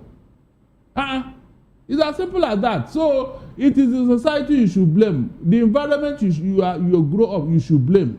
That is just the truth. No two ways about it. All right, then. Thank you so much for joining us. We need to proceed with the African news, but we do appreciate your presence, your perspective, and your analysis. Thank you very much. My pleasure. You're watching the African News on Voice of the People TV. When we return, Libya to tow damaged Russian tanker to port amid environmental concerns. This and more stories coming your way after this break. Join us again.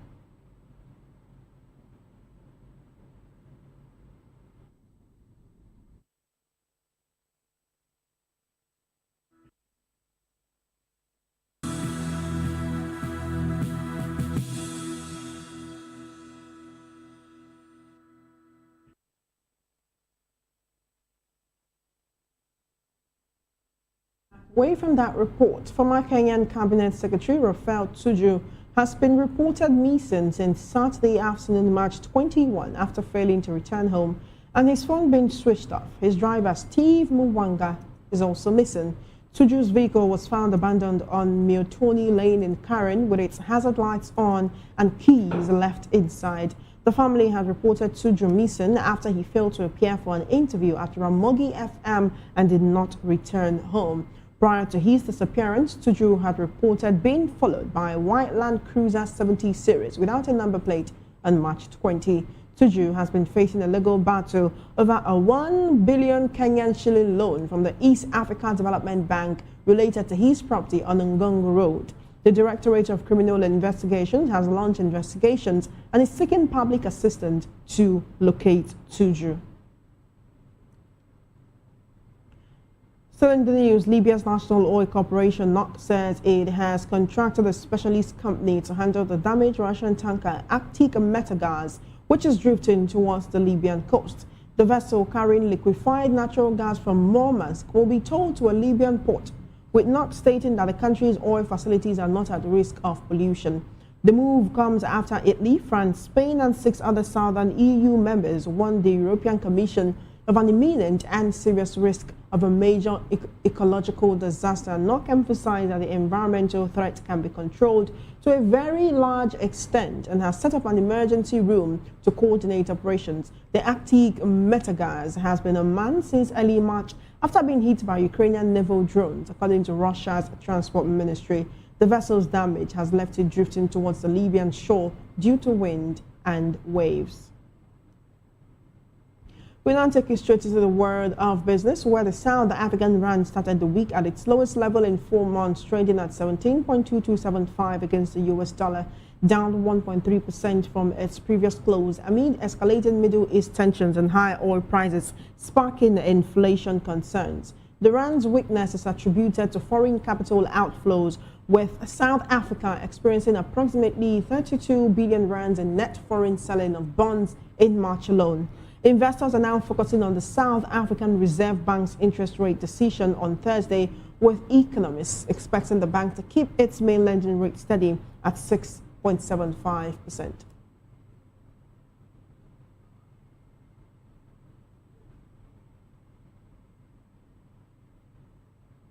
You're still watching the African News on VOP TV. We'll take a short break and return with more stories. Stay with us. What happened?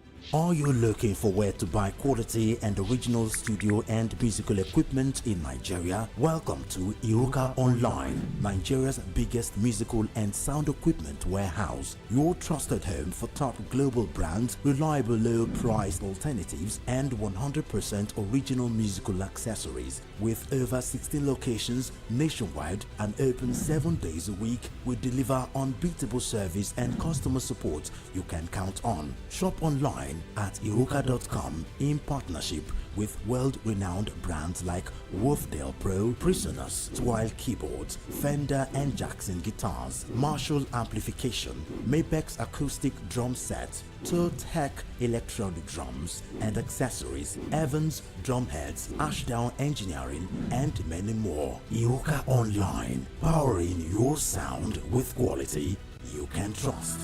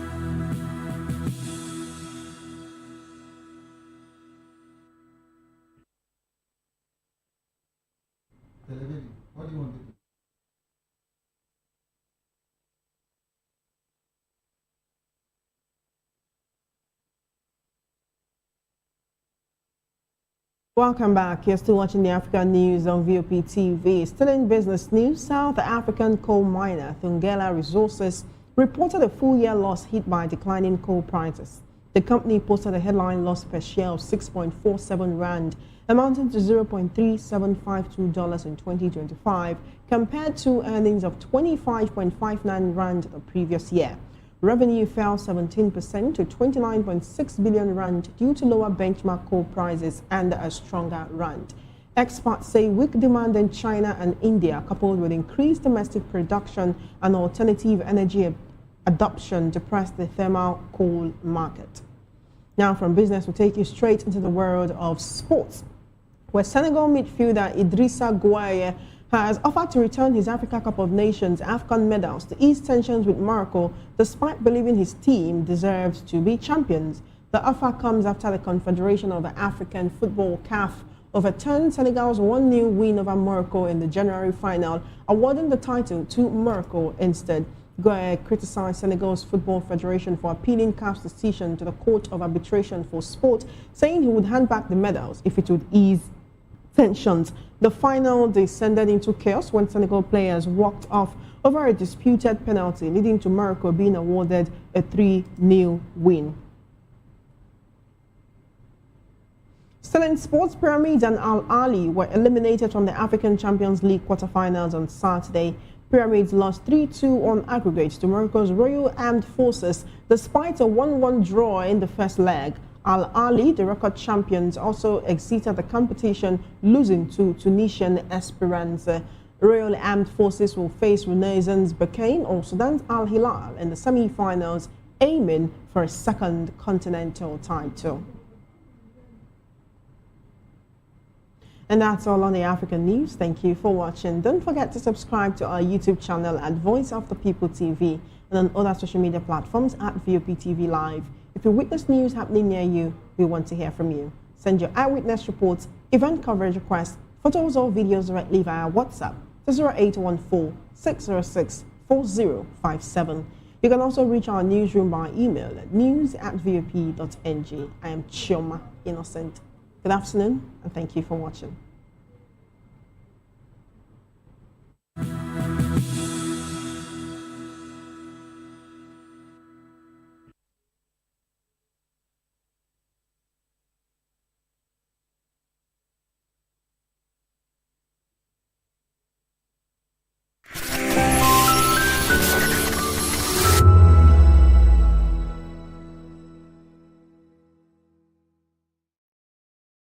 Welcome to the locker room, the home of football talk that matters. I am Jerry Apelon. Join us every weekday, Monday to Friday at 5 p.m. Nigerian time, as we share the hot takes and hot debates in the exciting world of football. And joining me are the usual suspects, Ikechukwu and Mayowa, as we break down all the hot takes and everything that's happening in the football. Don't just watch football, live it with us. Catch us on the locker room and Voice of the People television at 5 p.m. Nigerian time. And like I always say, if not playing to the talk, please discuss.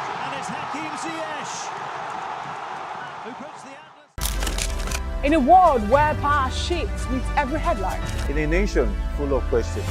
In a world filled with noise, the truth needs a voice.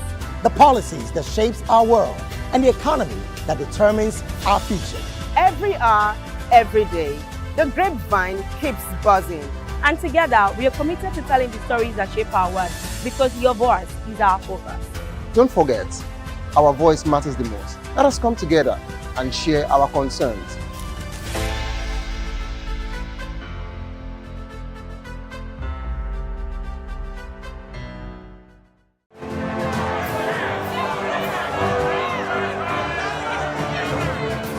Do you want your voice to be heard? Do you know that you matter in the scheme of things? The People's Voice, the show where ordinary citizens take center stage as we discuss the biggest stories that affect you and I. With you in mind, we facilitate lively discussions, debates, and interviews on the topics that matter most to you and I. From social justice to economic empowerment, education to healthcare, governance, and more. Tackling tough topics and amplifying your voice. Join the conversation and make your voice count. The people's voice. Make your voice count. Are you ready for the extraordinary? Something big is happening on your screen. Introducing VOP TV. Now streaming on SLTV channel 264. From breaking news to captivating conversations, news analysis, giving you all sides to the story. We bring in-depth discussions on the issues that matter, from politics to sports, entertainment, and lifestyle. VOP TV on SLTV channel 264. Join us as we redefine what television means to you. Voice of the People Television, VOP TV. Now you have more than a voice.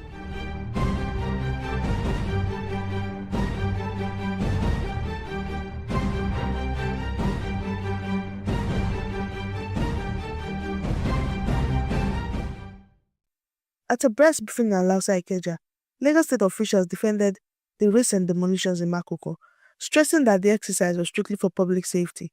Many of the affected wooden structures were built directly under high-tension power lines, posing serious risk to residents. Was even drawing attention to Venice. As you look at a city like Venice, now Venice is built on water. And I thank him for drawing my attention to that. I told him that a few months ago I was in Venice, that I've been to Venice a couple of times, one of the cities that I love visiting. And that's what you have in Venice, can you compare to what you have in Makoko? In Venice, the local authorities say they don't want something, the people will not go and do it. I said Makoko has been there. I can understand it's like an oil block for some people. A thriving one, a flourishing oil block, they go to Makoko and portray the people as being very poor, and portray the people as people who are pushed to be living in the conditions in which they are living by the government, and portray them as people who are hopeless. But they do not know that that is one side of Makoko that they have seen. But then, we all know what is behind all of this. They send such pictures overseas and tell the world that there have been a lot of things in Nigeria.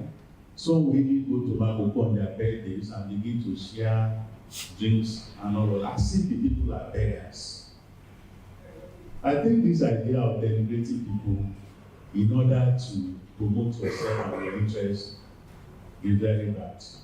The special advisor to the governor on EGIS, urban renewal, Dr. Babatunde Olajide, says the urban regeneration is a top priority for the Babajide Sanwo-Olu administration. He explained that the plans aim to create a safe and conducive environment for residents while improving infrastructure and sanitation. If we do not do them, then we are endangering the lives of the people that we signed and swore and vote to protect. As a result of that, you have something, areas are being classified action areas. This governor has actually not classified any area as an action area. This has been done during the time of Asiwaju, during the time of BRF, during the time of Governor Ambode. But you see, we cannot continue to just designate areas, you have something as slum areas or blighted areas when we have not even tackled the ones that we have on ground. There is no need to be trying to go to other areas. So we are only still dealing with the things that we found in the books. However, we need to do it, and I've explained all of these things to you. These are things that we have to do in a systematic way. We have to do it according to international conventions. What we all signed to at the Rio de Janeiro conference in 1992 in Brazil is that everybody is entitled to adequate shelter. Adequate. Not shelters that are dangerous. Dr. Olajide revealed that the state has committed $2 million as counterpart funding for Makoko regeneration, with an additional $8 million expected from the United Nations agencies. Residents affected by safety-related demolitions in Palirura, Oniru, Bombata Market, and other areas have been compensated. The government confirms the core Makoko fishing settlement was untouched. Officials emphasized that the Water City project and broader regeneration of the waterfront communities will continue to design to protect lives while improving living conditions for the residents.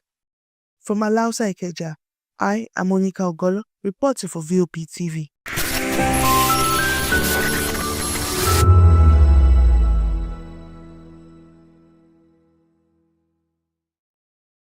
In a world where truth is the ultimate power and opinions scream the loudest, it's time to wade through the noise. Hunger no get tribe! Hunger no get religion! And scan the human interest and trending topics that matter. Stay tuned to The Issues, your plug to the stories making the buzz, from politics to science and technology, social justice, and more. Let's tackle the tough questions and expose the truth. The Issues, on Voice of the People Television, Mondays to Fridays, 8 to 9 p.m. The Issues. Don't just react, understand. The red carpets, awards, the razzmatazz, music, fashion, interviews, and more. Spotlight on Voice of the People Television. Let's feed you with all the juicy stories in the global entertainment space, bringing you the glitz and glamour as they hot. Stay tuned to Spotlight, 1 p.m. Monday to Friday. Spotlight on VOP TV. Entertainment like never before.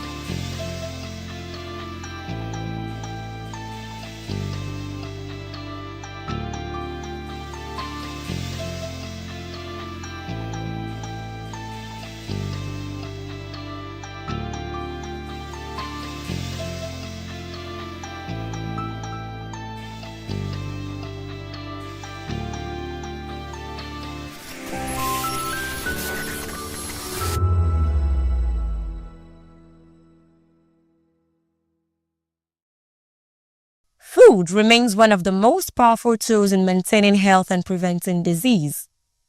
As the commemoration of World Registered Dietitian Nutritionist Day, nutrition experts and healthcare professionals are drawing attention to the role of proper nutrition in improving the quality of life. The event, themed Discover the Power of Nutrition, highlights how food choices can influence lifespan, productivity, and overall well-being. Speakers note that balanced diets that include fruits, vegetables, adequate water intake, and controlled portions can help reduce the risk of several health conditions. They warn that unhealthy eating habits and excessive consumption of processed foods continue to contribute to a growing number of non-communicable diseases, including obesity, cardiovascular disease, and hypertension. Is when you get your diet right, you are physically and mentally alert, which you know that eating healthy is one of the master key of good health. Down to the hospital setting, they come in as clients.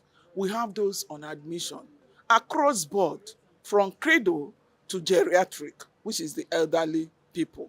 So from the pregnant woman, for your child, for you to be healthy and the child to be healthy, and you come out having a bouncing and beautiful or handsome baby, you need the touch of a dietitian. That is in terms of a promotion of good health. Experts also emphasize the important role dietitians play within the healthcare system, particularly in providing specialized nutritional care for patients who are unable to feed normally. We need to improve on our policy. We need to improve on our policy. We need to make sure that food is one of the highest allocation is given to food. in the policy. 1. 2, during the policy for nutrition, nutritionists, dietitians should be included in this policy making table, because we are the ones that actually knows where the feet is pinching. We are with the grassroots. We know them. We see them. They come to us. Some of them, we know the reasons why some of this thing is happening. So with this, we can actually tackle this thing. The second thing is that we need to train more of nutritionists and dietitians in Nigeria. Beyond hospitals, nutrition advocates say that raising awareness about healthy eating habits remains key to building a healthier population. They add that schools, institutions, and communities must work together to promote better nutrition practices. And the message we have out there is that nutrition is the bedrock of healthy living. If we talk about people being healthy to go about their businesses and being away from disease, out of disease, you have to make your nutrition a top priority in your life. So when you get the nutrition right, it takes care of every health condition as well as healthy living. For organizers of the event, the goal is to encourage greater recognition of the role institution and nutrition plays in everyday health and national development. Just like the way they normally say that information is power. So we want to empower people all on the aspect of malnutrition. When I say malnutrition, we have undernutrition, we have overnutrition. And when we talk about malnutrition too, some can resort to health challenges. You understand? And even excessive to overnutrition resort to health challenges. When we talk about malnutrition, many of us, our understanding is about the children, it's about the toddlers. Fine, they have it on the side. We have that challenges, and we want them to get information. If they are rightfully fed, if they are adequately fed, they will see every child is not expected to sleep in an hospital. If it is not a kind of a epidemic kind of situation that is happening, every child should stay at home, come for hospital for just checkup or immunization, and go back home and live healthy. So, but for the adults too, you discover a lot of adult-related health challenges. They are diet-related challenges. We want to talk about hypertension. We want to talk about diabetes. We want to talk about obesity. We want to talk about renal-related. Renal-related condition. When we say renal, we have acute, chronic till you get to the end stage. Depending, it's about liver cirrhosis or fatty liver or disease, or even alcoholic fatty liver. So a lot of health challenges that people are having. If we want to talk about the common in our client, which is malaria, it is hemolysis. Hemolysis, that the red blood cell is being destroyed, and we have a nutritional anemia, and we have anemia on its own too. And one of the things you see many people after treating malaria, they say they need a blood tonic too. So a lot of things that this program we address. If Nigeria embrace this profession, if Nigeria put this profession in the appropriate place, put us where we belong, to encourage us, we are ready to give out our best. And we have people, we have professors, we have doctors, we have professionals that are practicing day in, day out, that have current knowledge about what is happening. But if the environment does not encourage, then, and you are unnecessarily overworked, you are unnecessarily short-staffed, then you become weary, because how will you? Knowledge is not static. You need to be improving in knowledge every now and then. So what this program is the message is trying to pass across is that individual can actually live healthy, and those that are having health challenges too can also maintain it. If it is uncurable one, if it is the one that they need to manage, they can also live healthy with the knowledge of nutrition gotten from the appropriate quarters, from the expert, because it is like a medicine. You need to review, you need to come for follow-up, we need to make assessment. It is not a one-time thing. So, and it's not surgery. And if it's not surgery too, you have to come for follow-up too, for the site, for the operation that has been carried out, for the surgeon to ensure that everything is working out fine. And for it to working out fine too, nutrition is needed because the wound will still need to be healed. Then you need a vitamin C, you understand? You need a protein, replenishment of tissues, and then you need a adequate iron supply so that everything will go. You need a vitamin A for the epithelial tissue for everything to work effectively. So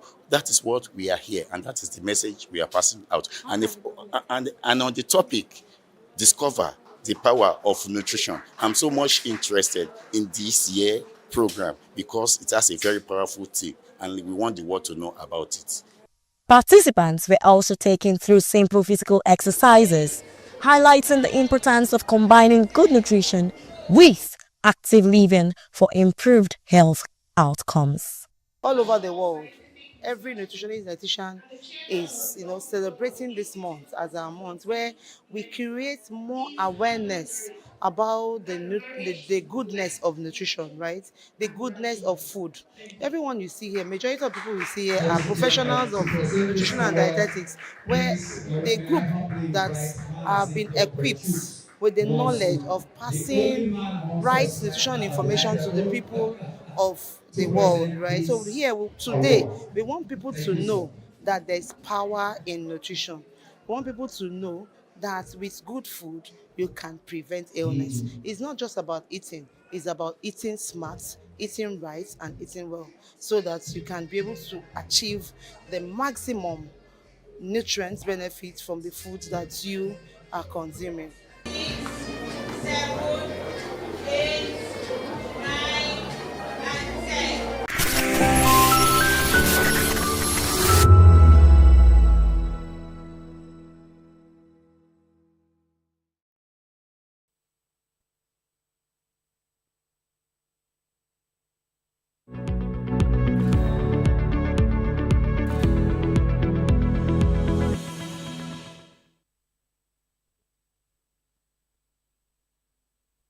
Hello, good afternoon. This is another exciting episode. It's another wonderful day, a day to learn quality things about your health, really.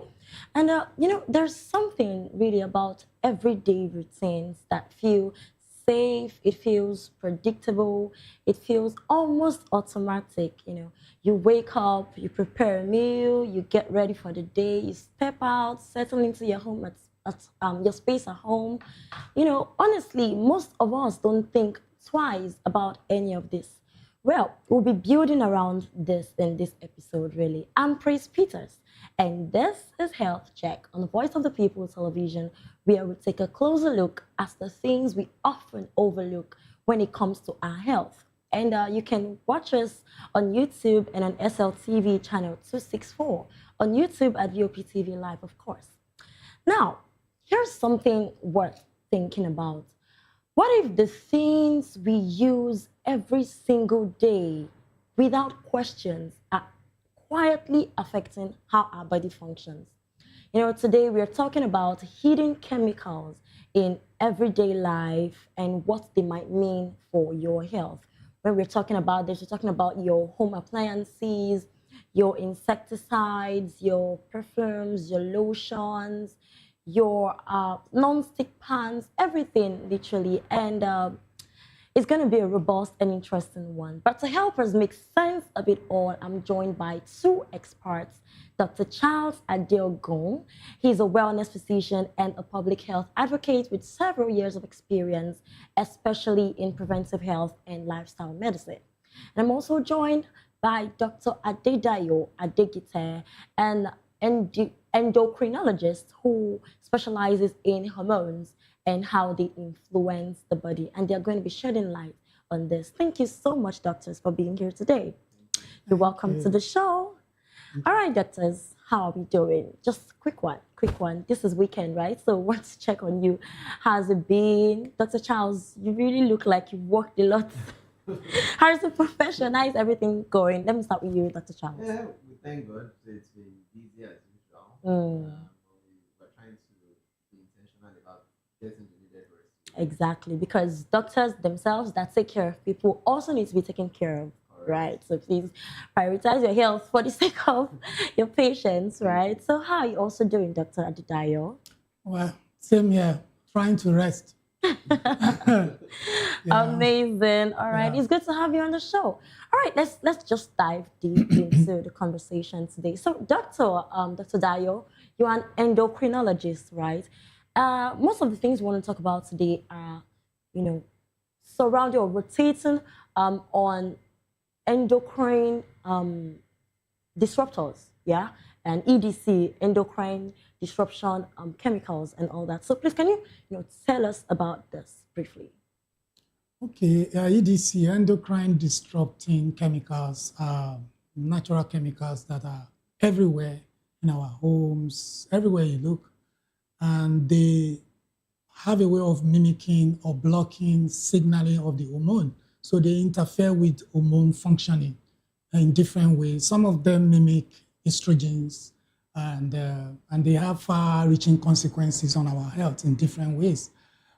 Because they interfere with the hormone, so they can cause far-ranging conditions like infertility, low libido.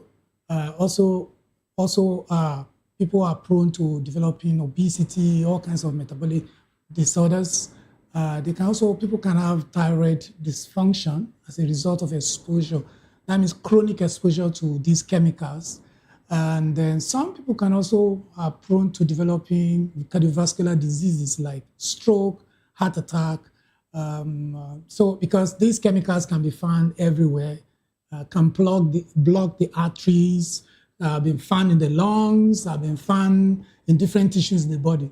So many of these chemicals also can cause cancers, all kinds of cancers. And these chemicals we're talking about can also be found in our environment, even when we do not know. Absolutely. So most of the time, we just channel our attention towards the very visible things like stress and all of that, not knowing that even the things we're using comfortably in our homes are even causing these things. Yeah, absolutely. Wow. All right, so let's start from something simple, right? So we don't bombard the audience. So your everyday cooking, you're storing foods, you're using of creams, cleaning the house, and at what point do these normal things start interacting with our bodies in ways that we do not even notice?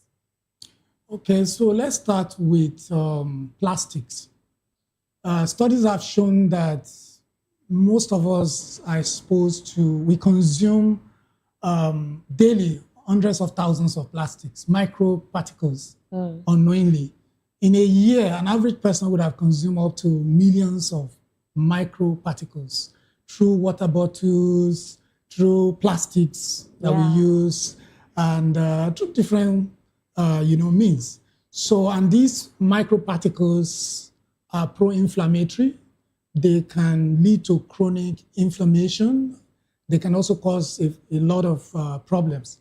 But beyond that, most of the plastics that we have contain a particular chemical called the BPA, bisphenol A. So this bisphenol A is an endocrine disruptor. So apart from the fact that you can ingest these microparticles without knowing, and they can block your blood vessels, they can cause chronic, they can irritate different tissues in the body, and subsequently they can lead to cancers or even block your blood vessels.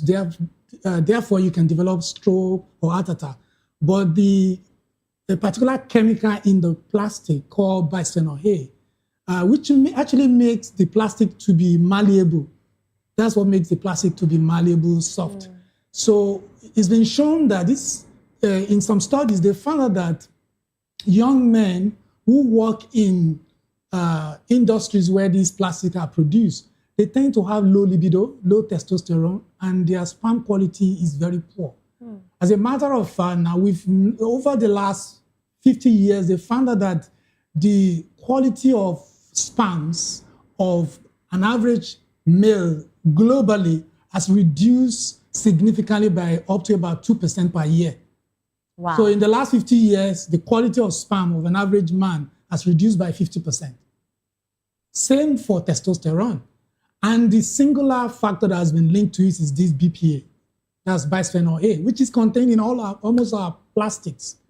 So that's one of the major problems that we have everywhere. We all consume water every day in plastics and all that. They also contain in tubings, like they use for like in the hospital environment or in different places, tubings, those flexible tubings also, they contain this BPA. So we also have them in non-stick cookware, what we use to cook at home. Yeah, non-stick pans. So the non-stick pans. So the non-stick pan contain a coating. That coating is Teflon. So once that Teflon is scratched, it actually releases a particular, chemical called PFAS. So, and this material can disrupt the hormone too. I mean, if you take a large amount of this, it can affect your endocrine in different ways. Wow. Okay, so I have so much to say as regards that, but let's talk to Dr. Charles first.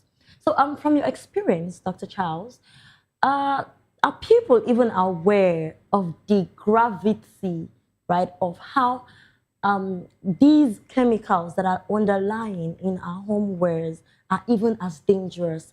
Because these are everyday habits. We use them all the time. And most of the time, if we don't see that something is really, really condemned, we do not dispose of it.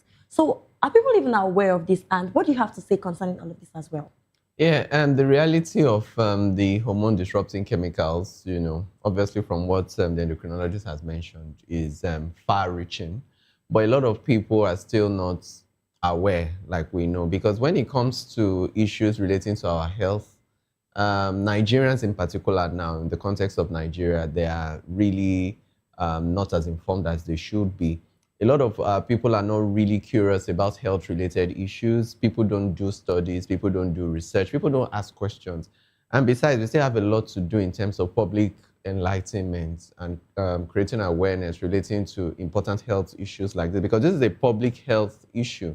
Yeah. And this is something of great significance because over time, with the statistics being seen and all sorts of hormone-related problems that are coming up very quickly because of all these exposures that people are having over time, because it's a cumulative effect over time. You're having gradual exposure, even from children, from childhood, even amongst the young people, over time they are being exposed. By the time they get to a certain age, you can imagine the level of exposure they would have had and the effect it would have had on their health. And we know from cancer, taking cancer as one of the many illnesses that can result from these hormone disruptors. Some of them are carcinogens. We have mentioned before that cancer has a genetic basis. So there are certain people who already genetically are predisposed to having these things. And then you can imagine them now having other factors that are actually contributing to the manifestation of that condition. So basically, we need to do better in terms of creating awareness. And our people should also be more curious about their health. And we need to ask more questions. And we need to find safer alternatives to this. So if research has shown that this is a contributing factor to a very major health challenge, then it is on us to actually find a way of restricting the use of this and then finding suitable alternatives that are safer for the general population. All right, talking about suitable alternatives that are safer for the general public. We're talking about plastic wares and all of that, non-stick pans and all. But these are what we use to cook. We use these things to cook. And I was making my personal research and I saw that slicing on a particular kind of surface could also contribute to all of these. So are you saying we should not cook? So what should we use to, make sure that these things do not affect us? Or are there alternative solutions towards, this? Yeah, absolutely there are alternatives. For example, for plastic, wooden cotton surface. Yeah. So you can make do with maybe wooden or marble. So wooden is better than plastic? Yes, better. Yes. I mean, you can make do with that. Although I think people find the plastic a bit more because the cotton is smoother. Yeah. But then in terms of, you have to consider your health first. Yeah, exactly. So you can make do with the wooden. May not be as sharp as you want it to be, but certainly you're protecting your health. Okay. Then another thing is the wooden, you remember the plastic spatula that we use. It's been shown that it contains what they call the flame retardant. And these flame retardants are produced from, these electrical materials that are recycled. Recycled electric materials like your old TVs, the computers, they melt this thing to produce those Wow. Yeah. So, and then when you use them, this flame retardant actually releases a lot of toxic materials, and which can cause a lot of problems. I mean, we've talked about cancers. They are pro-carcinogenic. They can also disrupt your hormones in different ways. So alternative would be to use maybe a wooden spatula, or we can make do with stainless steel, if need be. I mean, you can make you do with stainless steel. So there are alternatives. And also, so I remember lately, my wife in our homes I think in most homes, people now know that you shouldn't warm your food with plastic materials. But what people still do is that they use plastic cover. That plastic cover still releases a lot of problems, a lot of things that are carcinogenic, that makes prone to you, it makes you prone to developing cancers. So instead of using the plastic, so people are going to use ceramic to warm the food, they put plastic on top. So that plastic is also a problem. So you can use paper instead of using, plastic. Yeah. All right. So what about the non-stick pans, really? The non-stick pans, Is it that when there is a scratch, we should just dispose of them and get another one? Most of the things they use in coating these things, all these pans are exposed to a high amount of heat during cooking or whatever. Yes. And of course, when there's so much heat, there's a lot happening in terms of in the molecular level, and then you're having a lot of things leach into your food. Basically, I think, in my own opinion, I think people in some generations past were not having most of the health challenges we're having now because they were doing things more naturally, and they were using clay pots, they were using more natural sources of cooking utensils and the rest of them, and that's safer. But some of the things that we get carried away with are durability, how nice something looks, how appealing it is to the eyes. That's what drives our choices, of purchasing these things, not thinking of the potential harm it has, because all those coatings come in contact with your food at high temperature. They leach into your food, and they may ultimately give you some health problems or health predicaments. If you go to some eateries, I've noticed that if you don't want to eat in there and you want to take away your food, they pack hot food in plastics, and they still give it to you like that. And even while you are receiving the plastic is still so hot, you can barely touch it with your bare hands. So you are wondering, between that time you are receiving it and when you actually get to sit down to eat your food, how much of it has actually leached into your food? Yeah. Though you may not necessarily taste it in your food, but it's present. A lot of people still take sachet water, and it is exposed to the sun, it's exposed to the heat of the sun. People leave their plastic water bottle in their cars, and then the heat of the sun, is on it. Before they get to drink it, it's all warm. Back into the and they just feel it's just the same thing. It's not really the Yeah. same. All these things really add up. And truly, we really do have certain types of cancers that are hormone sensitive, like the breast cancer, like the prostate cancer, endometrial cancer, thyroid cancer. All they just need are certain things to have an imbalance, and hormones kick in. And when this hormone kicks in, it drives the progression of these cancers. So it's very important that we are very sensitive to the things we consume, and we have a bit of knowledge about what is contained in what. Other things that are potentially harmful, doctor has mentioned the bisphenol A, which is a component of plastics and food packagings and all that. You also have the phthalates. Yeah, the phthalates are also seen in certain food packages, seen in some of our cosmetics, some of the things we use in our everyday life, and they are also hormone disruptors. Now, talking about cosmetics, this is something that I really, really, really love, because it's what everybody literally use. So let's move away from foods. Let's look at deodorants, body sprays, perfumes, and Lotions. creams, lotions, and all of that. So what do you have to say to that? How dangerous is it? And some of them contain parabens.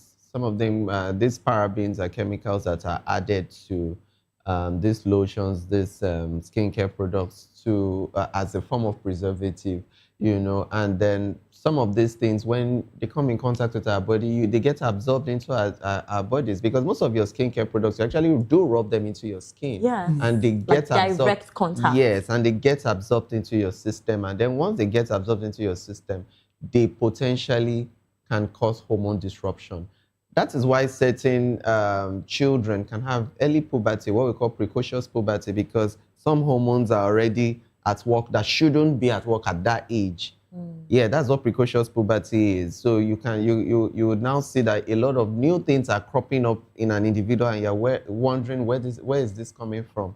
And also a lot of things that people apply in form of makeup, you know, in form of eyelash, whatever, lipsticks, lip balms, It's and all beauty that. now. Yeah, it's beauty. Yes, yeah, they make you look beautiful. They make you look attractive and all that. But at the end of the day, there is always a cause and effect. So something is causing something.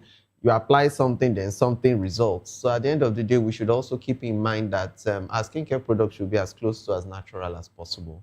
It's always safer to do natural, because most of all these things, at the end of the day, they may be causing an issue that we may not know are actually related to the problems we're encountering. Okay, ladies, catch your sub.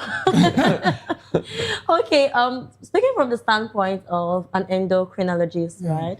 I want to know how these chemicals can really, really affect the body and what we can do about them, because we have to look good. Am I speaking for the ladies?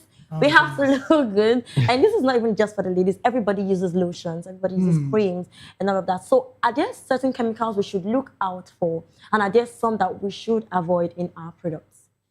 Okay, so they said to be forewarned is to be forearmed. Good. So there's no point. What I found out about Africans is that, in fact, some people will say it's something that will kill someone. Something has to kill a man. But the average Western folks don't think that way. If they know there's a problem, they think scientifically. Exactly. I think we live in the bubble world of myths a lot, believing that these people are just talking their own. These things are not real. But most of what we are saying are founded on scientific evidences around them. A very good one is what Dr. actually talked about. There are even studies to show that quite a number of babies that are being given birth to now, because their parents, maybe their mothers, ingested or used some of these products during pregnancy, and it has interfered with the hormone intrauterine, you know, during the womb, to the extent that there's what they call anogenital distance. That is distance between the anus and the genital, the tip of the genital. That distance in a child, there's a specific number or that it should look like. So when you give birth to a child, you can actually predict whether a child has been exposed to all these chemicals, whether it has impacted on the amount of androgens released. I'm talking about a male child. So, and this predicts whether this child is going to develop infertility later in life. Wow. And they found out that increasingly, this anogenital distance has been reducing over the years. So, you know, in those days when we were in medical school, they used to say that infertility. Now, I want to talk a little bit more about infertility since we're talking about endocrine, because it's the major source of concern to me. I mean, check the average male in the average clinic. Poor, very bad sperm quality. It's terrible. Now we're having, you know, in those days when a woman cannot carry baby, the first place they look at is the woman. Yes. But now it's the man. Men contribute more to infertility than women, far more. And it's because of the quality of sperms in them. And some of these problems started during pregnancy. So these chemicals are real. And I think it is time we look at them. And of course, so what you can deal with, let's deal with them. There are things we can't deal with. There's nothing you can do about them.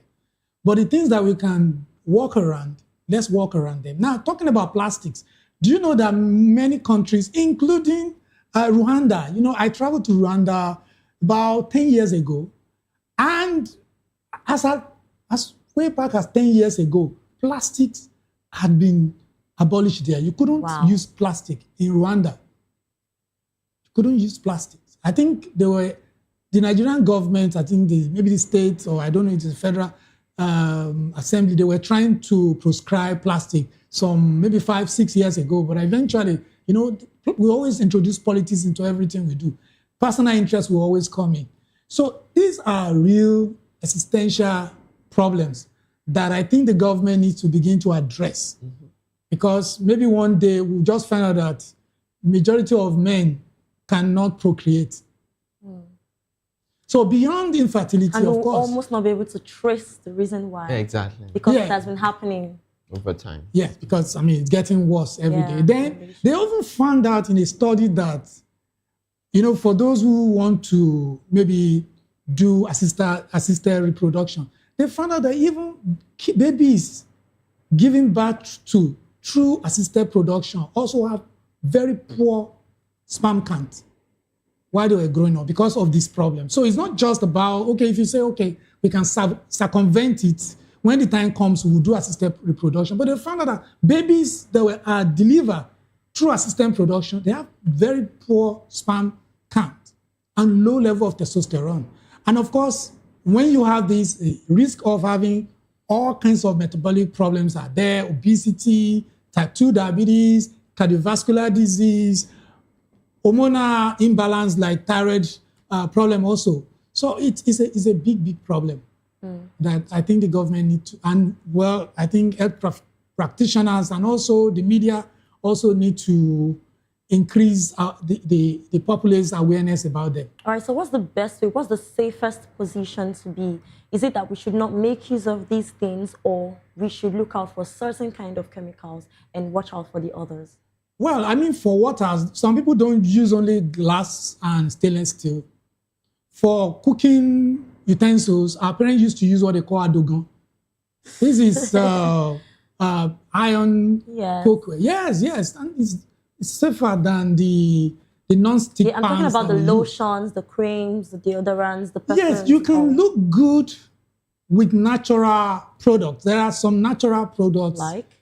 I think you just need to look out. If you have any product you want to put on your body, ask yourself, what does it contain? Exactly. Does it contain BPA, bisphenol A? Does it contain phthalates, like doctors say, parabens, triclosan? These are, chemicals that you need to look out for. Or PFAs. These are, I think, if among maybe like about 4 or 5, these are very top chemicals that you need to look out for. We mentioned the BPAs, we mentioned the phthalates, we mentioned parabens, we mentioned triclosan. I think there's another one is PFAs. So all these 4 things, look out for them. And the heavy metals as well. And the heavy metals. Heavy metals. Mercury. Yeah, mercury. Yeah. Arsenic. All of them. Okay. They are all very, very important. This conversation is making me realize that there are so many things that we are not really paying attention to, really. So, Dr. Dario, are there some other things that are not necessarily obvious, but are really, really harming us? Think of air fresheners and all of that. Yeah, absolutely. And also receipts. We collect receipts. Receipts. Really? POS receipts. Receipts that you collect at the mall, they contain some chemicals, PFAs, phthalates, and all of that. So maybe next time when they want to give you receipts, say, hold it, I don't need it. Or take a picture. Okay, if you need it for accountability, take a picture and walk home. Some of us, especially ladies, you keep stacks of receipts for whatever reason. Can we really be careful enough, really? Yeah, be found doing your part anyway. You can do your part. You can do your best. Then, of course, in addition, many of these deodorants I see now, you would see written aluminum free. Yeah. Because they are becoming more conscious that these metals should not be there. Yes. Because the aluminum compound that is in antiperspirant has also been linked to some health challenges. Yeah. So definitely you'll find out that some brands are already telling you 0% aluminum. Because of the potential effects it can have. Then the pesticides too, which I think we need to talk about it. Atrazine. All the DDTs, the fertilizers, the pesticides, the things that we use to preserve our crops and all that. At the end of the day, they still affect us when we consume them. So you need to take extra care in washing, everything you get. Even know, our don't just insecticides, by the time we spray, we spend some minutes still in the room, of course, and you that could be still doing something, right? and you still inhale all sorts, and you know they're a combination of different chemicals. We are living in a I want to coin a word, a chemicalized world. Yeah, we are. Because We can't run everything away from around us, what we touch, what we put on our bodies, what we eat, what we breathe in, even the emissions from factories, from industries, from the generators, from the automobiles, chemicals, all sorts of reactions happening in the air, and ultimately human beings get to be the eventual. You know the animals are not spared. There's a study where they found that polar bears are becoming more infertile because they're exposed to pesticides, the same pesticides that humans. So polar bears are becoming more like female. their testosterone levels is dropping. Their fertility is dropping. Wow. Yeah. Well, this conversation is getting really interesting and quite revealing. But right about now, let's take a very short break. And when we come back, we'll talk about what this really means for our health and what you can realistically do about it. Please stay with us.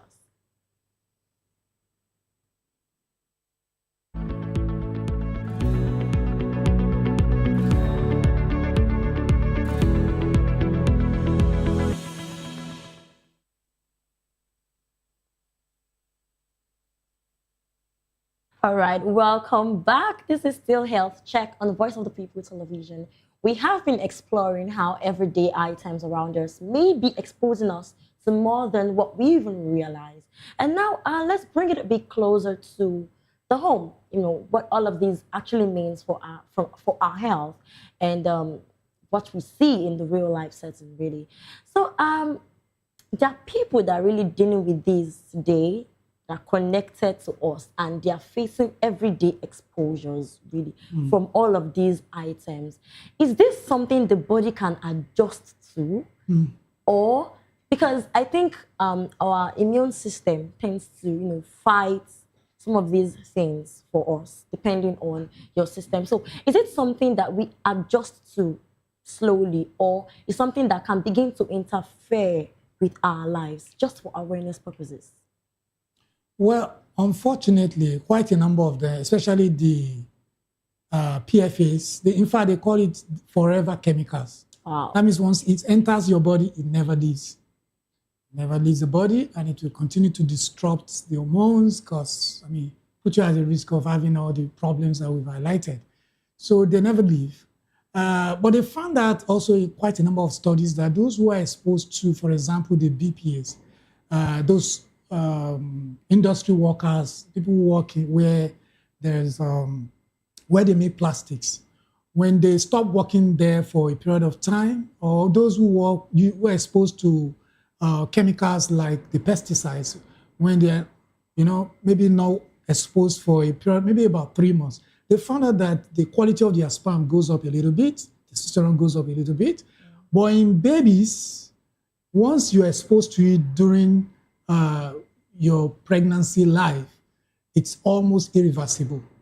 So it's... so what can be done about it? Well, so I think parents, actually mothers, need to be aware of this. Maybe when you are pregnant, reduce intake of... Don't just use chemicals anyhow. Don't just put anything in your body. It's not affecting only you. It also can affect your baby, especially your male child, can be at risk. And if you work in a plastic company, maybe from time to time, you need to be checking your testosterone level. And then you can measure the quantity of these chemicals in the body also. You can measure in the blood or in the urine to know your level of risk. And then perhaps also, I think there should be also policies to ensure that the quantity of these chemicals that are put in plastics, because Europe actually has legislated how much of these chemicals can be put in plastics, but we don't have any legislation in Africa. So I think we need to begin to look in this direction. I think they said about, in plastic, the amount of BPA that is allowed in Europe is between 4 to 12 microgram per gram of plastic. So, but in Africa, I'm sure if you check, maybe I'm sure it's far more than that. High. Because there's no legislation. And there's no control. Everybody just does whatever they like. Yes. Okay. Dr. Charles, this might be a lot to take in, right, for everyone, because where do we start from? We've talked about home appliances, we've talked about deodorants, we've talked about the pesticides, but these are the things that we really need in our homes. So if you would break this down, especially to more sensitive people like pregnant mothers, the babies, the children, and even adults, what would you say we should start with in making sure that we start living in a more, conducive environment for our health? I think it comes from a place of public health awareness, health education, and then also pregnant women or intending mothers must also realize that they need to know about occupational hazards. Before you take on a job, know the risk associated with that job. Don't just be carried away by the remuneration or you like the workplace. You need to be well informed. And then when it comes to public health, the health ministry too need to do more about occupational risk. People, both men and women, they need to work for their daily bread. But while working, the environment must be safe enough to not be detrimental to their health in any way, because occupational risk is so high when it comes to what we're talking about. Because, for instance, industries that deal with lead also, people that deal with paint, there's lead in paint. People that work in industries that use batteries, like lead accumulators, batteries, you find lead there also. Then all the pipes, people who do the plumbing works and all that, your PVC, polyvinyl chloride and all that, you also have lead there. And at the end of the day, lead has been shown to have a lot of things to do with the development of a child. So if a child has been exposed to lead, in the early years, the child may have encephalopathy, can have some developmental problems. The child may have, a lot of things having to do with how they develop and how they grow. And even adults too, when they deal with lead, people who have lead poisoning over time. This poisoning does not happen. It's not something that happens immediately. It's over time. So little exposure over time, it all adds up before you now see the effect. You find out that a lot of people may have these lines on their gums. It's indicative of, they call them lead lines. Button's line or lead lines is from lead poisoning. You find out that some of them may have anemia. You find out that some of them may have some neuropathy or some neurological problems, and ultimately you find out that this ultimately affects their quality of life. You also find out that lithium, people who also deal with certain batteries or certain chemicals like lithium too can be teratogenic. You can have some kind of heart anomaly, in an unborn child that is exposed to lithium. If the mother is exposed to lithium early, while the child is in utero.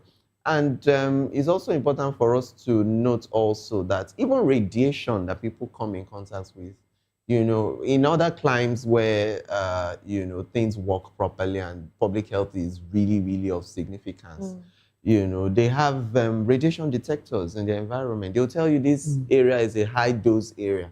People should not live there. People should be far away from there. People's workplaces are not there at all, but I don't know if we have anything of that sort here. I think sometimes last year, there was incidents of lead poisoning somewhere in Ogun State, if you remember. You remember? Yeah, it was everywhere. And unfortunately, some of these Chinese companies, they just set up and then they use lead for I don't know what.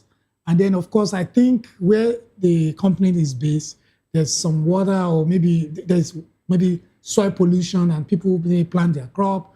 And then, of course, many of them develop symptoms of acute lead poisoning. And that was how they found out that, they're able to link, because most of these companies, they come to Nigeria, they set up close to where people live. Exactly. Which is not even advisable. And people are exposed to all sorts. People are also exposed to even, like we're talking about plastics. Some companies are situated close to where people live and they're exposed to microparticles. Sources of water, plastics. sources of domestic water for domestic use or water for consumption and all that. All this, we need a strong policy Yes. enforcement Yes. and a proper regulatory body that looks into these things, and you know that's the only way we can curb it. Absolutely. Because otherwise we'll just be having cases of this, and it can actually get out of hand. And by the time things are affecting children, you can imagine how their health status will be by the time they're adults. So they can't even be productive adults that can drive the economy. Yeah. So we really need to do something early. Wow. All right. So on a very concluding thought, Dr. Dayo, what do you think we as the people that need to be very, very intentional about our daily living, what do you think we should do about our basic home appliances?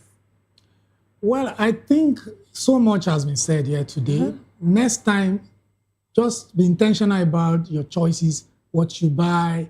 If you would need to buy something, check. Look, the choice of kitchen utensils. Yes, the choice. We've also explained that there are always alternatives, healthier alternatives. Check that pomade or that lotion or that deodorant. Does it contain BPA or phthalates or whatever it is, parabens, all of these chemicals. Some of them, they will write there that it is also free. It is BPA free. It is paraben free. They actually write it there. Yes. So you can make those choices. Some of your cooking utensils, we mentioned that you can make do with safer, healthier alternatives. Yeah. And then, of course, like we said, these things are everywhere. You may not be able to evade or completely all these chemicals. But as much as lie in you, try and avoid those that you can avoid. Basically, do what you can. Within your power. Okay. Wow, this was a really, really amazing conversation, and I know we've learned a lot. Well, the truth is we may not be able to completely avoid everything around us and all of that, but we can be more aware and more intentional about all of these and be better informed, because sometimes it's the little everyday choices that makes the biggest differences over time. Well, I want to say a big thank you to Dr. Dayo and Dr. Charles. Thank you so much for coming to expand on this subject of discussion today. Thank you so much. Thank you for having us. Thank you so much. All right, this is where we wrap up today's conversation. I'm Praise Peters, and this has been Health Check. Until next week, please stay informed, stay intentional, and stay healthy. Bye for now. Thank you. No wonder the quality of life generally.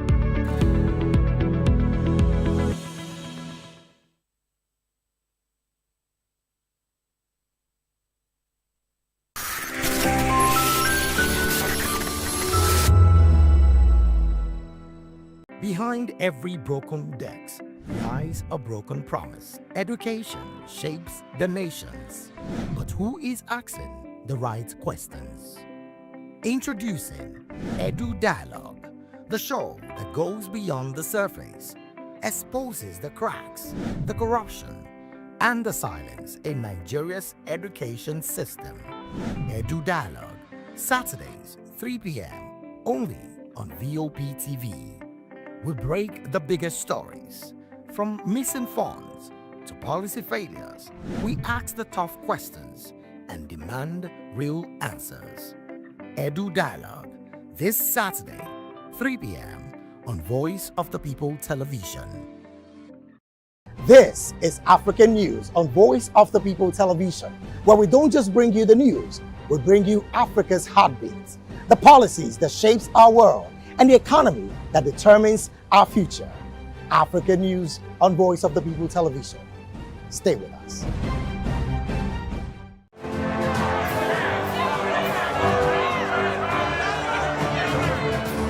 Do you want your voice to be heard? Do you know that you matter in the scheme of things?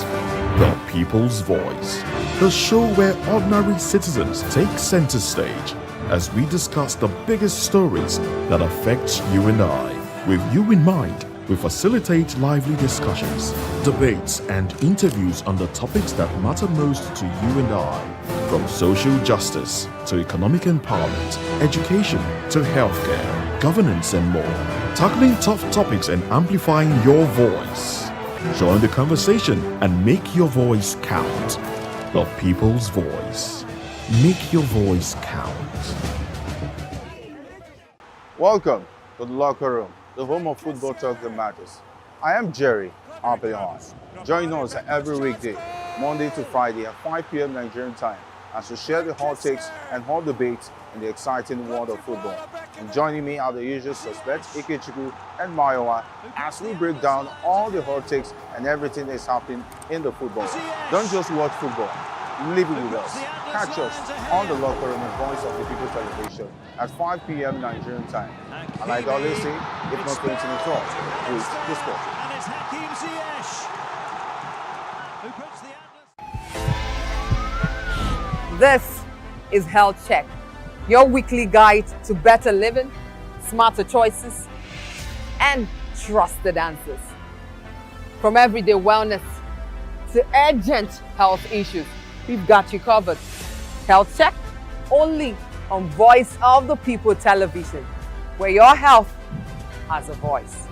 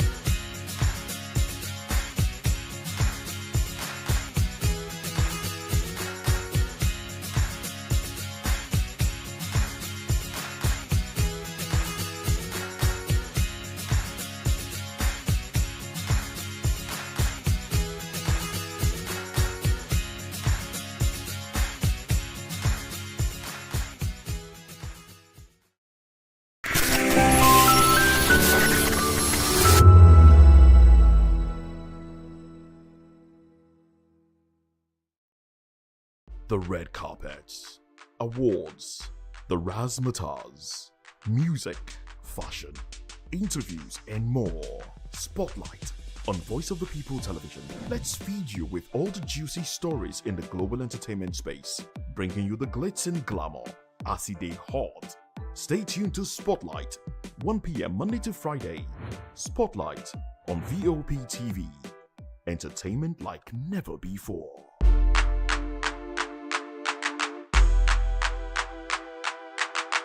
Are you ready for the extraordinary? Something big is happening on your screen. Introducing VOP TV. Now streaming on SLTV channel 264. From breaking news to captivating conversations, news analysis, giving you all sides to the story. We bring in-depth discussions on the issues that matter, from politics to sports, entertainment, and lifestyle. VOP TV on SLTV channel 264. Join us as we redefine what television means to you. Voice of the People Television, VOP TV. Now you have more than a voice.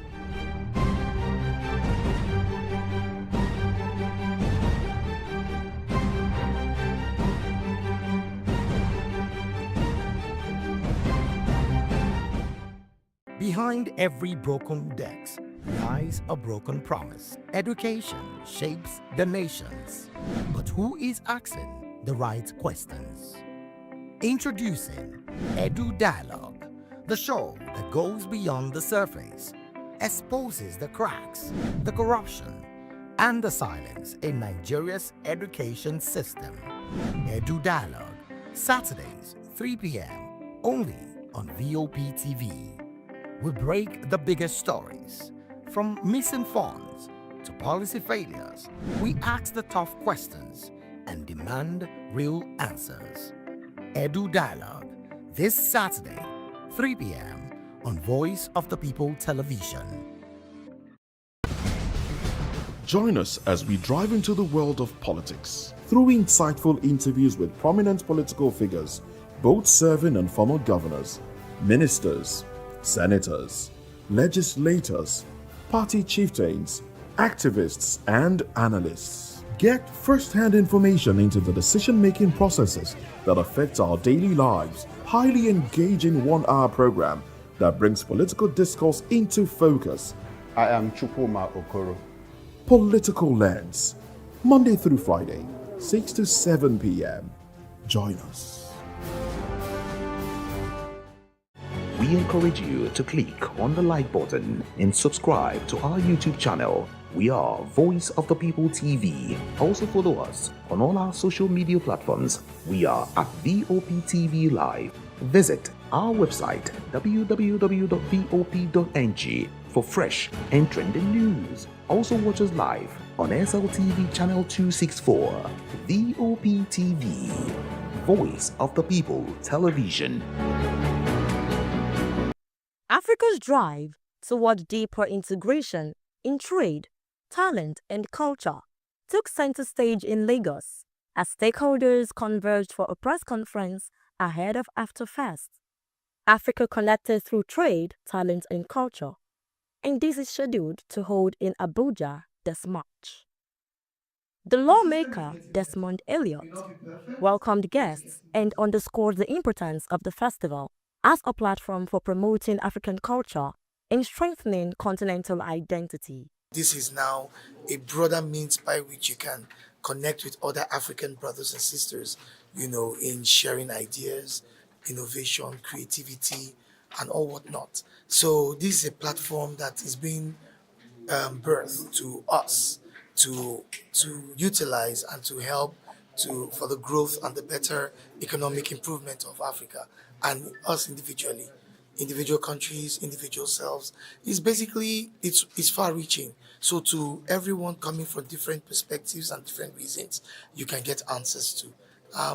In a nutshell, that's what you call it. But it's creating that platform. So as you know, this is the press conference intimating people of what is to come in March. So basically connecting through 54 African countries, bringing them under one roof, having your own idea being shared and accepted from other parts of the continent, I think is mind-blowing and fantastic. Project's lead, engineer Mandy, presented the vision of AfterFest as an Africa for Africa initiative designed to solve ecosystem challenges by connecting business, innovation, talent, and culture. We have decided to do Africa for Africans. It's about time that we come together. It doesn't matter wherever you are at in your career or whoever you are, wherever your business is. It's time for us to come together, identify the existing problems, identify the existing bottlenecks, the things that are preventing us from scaling up. Talk about them, and then we find sustainable solutions for these problems so we can scale. And that's the only way we can build Africa. It's a collaborative approach. It's not a competitive approach, because it is a platform which is an ecosystem build where each and every one of us come with our different and unique skills, put them together and build a structurized project in it that empowers each and every one and each and every businesses. That is the only way Africa can strive sustainably.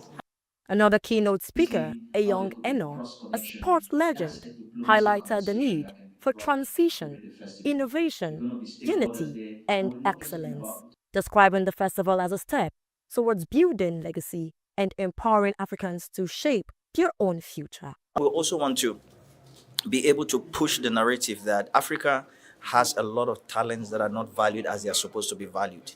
There are young sports talents that are bought from South America, they are bought from other parts in Europe. But if you look at some of the big clubs in Europe, it's African players that are doing most of the work. So through these, we want to have platforms where we talk about how can we change the value of African sports people so that we can begin to compete in the market based on what the statistics shows. The statistics shows that a lot of Premier League clubs will not do well without African teams in Spanish league and in other leagues. And again, so you could see that with the AFCON that just concluded. You see the value that African players bring. So we want to discuss that and see how we change the value.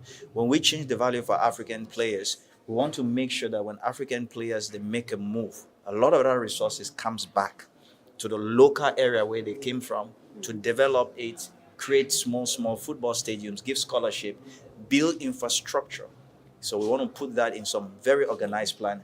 And that's one of the reasons I'm very passionate about the whole football sector part of it. Organizers say AfterFest aims to mobilize young people, support entrepreneurs, spotlight African excellence, and position the continent as one integrated market. Africa's future is being shaped by ideas, innovation, and collaboration.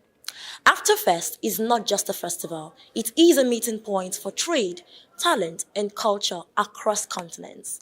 As March 2026 comes closer, expectations are high to open new doors of opportunities for millions across Africa. From Lagos, I am Praise Peters, reporting for Voice of the People Television. VOP TV. Now, you have more than a voice. Are you looking for where to buy quality and original studio and musical equipment in Nigeria? Welcome to Iruka Online, Nigeria's biggest musical and sound equipment warehouse. Your trusted home for top global brands, reliable low-priced alternatives, and 100% original musical accessories. With over 60 locations nationwide and open 7 days a week, we deliver unbeatable service and customer support you can count on. Shop online at iruka.com in partnership with world-renowned brands like Wolfdale Pro, Prisoners, Twile Keyboards, Fender and Jackson Guitars, Marshall Amplification, Mapex Acoustic Drum Set, Tech Electronic Drums and Accessories, Evans Drumheads, Ashdown Engineering, and many more. Iruka Online, powering your sound with quality you can trust. In a world where truth is the ultimate power and opinions scream the loudest, it's time to wade through the noise. Hunger no get drum! Hunger no get religion! And scan the human interest and trending topics that matter. Stay tuned to The Issues, your plug to the stories making the buzz, from politics to science and technology, social justice, and more. Let's tackle the tough questions and expose the truth. The Issues on Voice of the People Television, Mondays to Fridays, 8 to 9 p.m. The Issues. Don't just react, understand. When I first heard VOP, I thought they were talking about me because I'm a voiceover personality. But no, this is Voice of the People TV, and you are riveted forever because this is the place to be. Yo guys, your boy Chela. Shout out to VOP TV. I love you guys. Salut, salut tout le monde. Suspect 95. Là, on est sur VOP TV. On passe un bon temps. J'espère que vous kiffez. On est au Afrima. On est ensemble. VOP TV. Don't see me like a fool because I don't do giddy giddy giddy. VOP, you don't know somewhere from Ghana representing live and living color. Yeah, Beam Nation president. Outside with it. Bless up. Hello, this is Milo from Ivory Coast. Keep watch Voice of the People TV. Regardez la voix du peuple, la télévision de la voix du peuple. Que Dieu vous bénisse. À très bientôt. Love you so much. Hi guys, what's up? This is Gaze Baba. I am watching VOP TV. Usually you be told to not touch the dial, but I tell you to touch the dial and increase the volume. You're like, keep it locked. It's Afro Gospel. Thank you. Hello, my name is Shego Aronzo. You're watching VOP. Don't change the dial. My Joe, fine girl. My Joe, fine babe. Only are you, but on the Fuji was. Yes, don't touch the dial. This is me, Dr. Adiwala Iba. Keep watching VOP TV.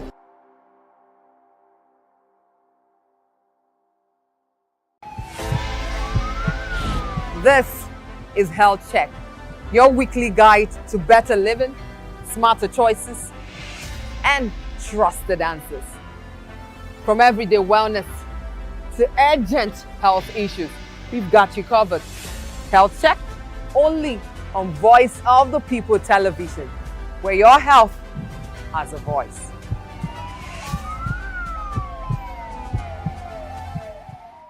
Welcome to the locker room, the home of football talk that matters.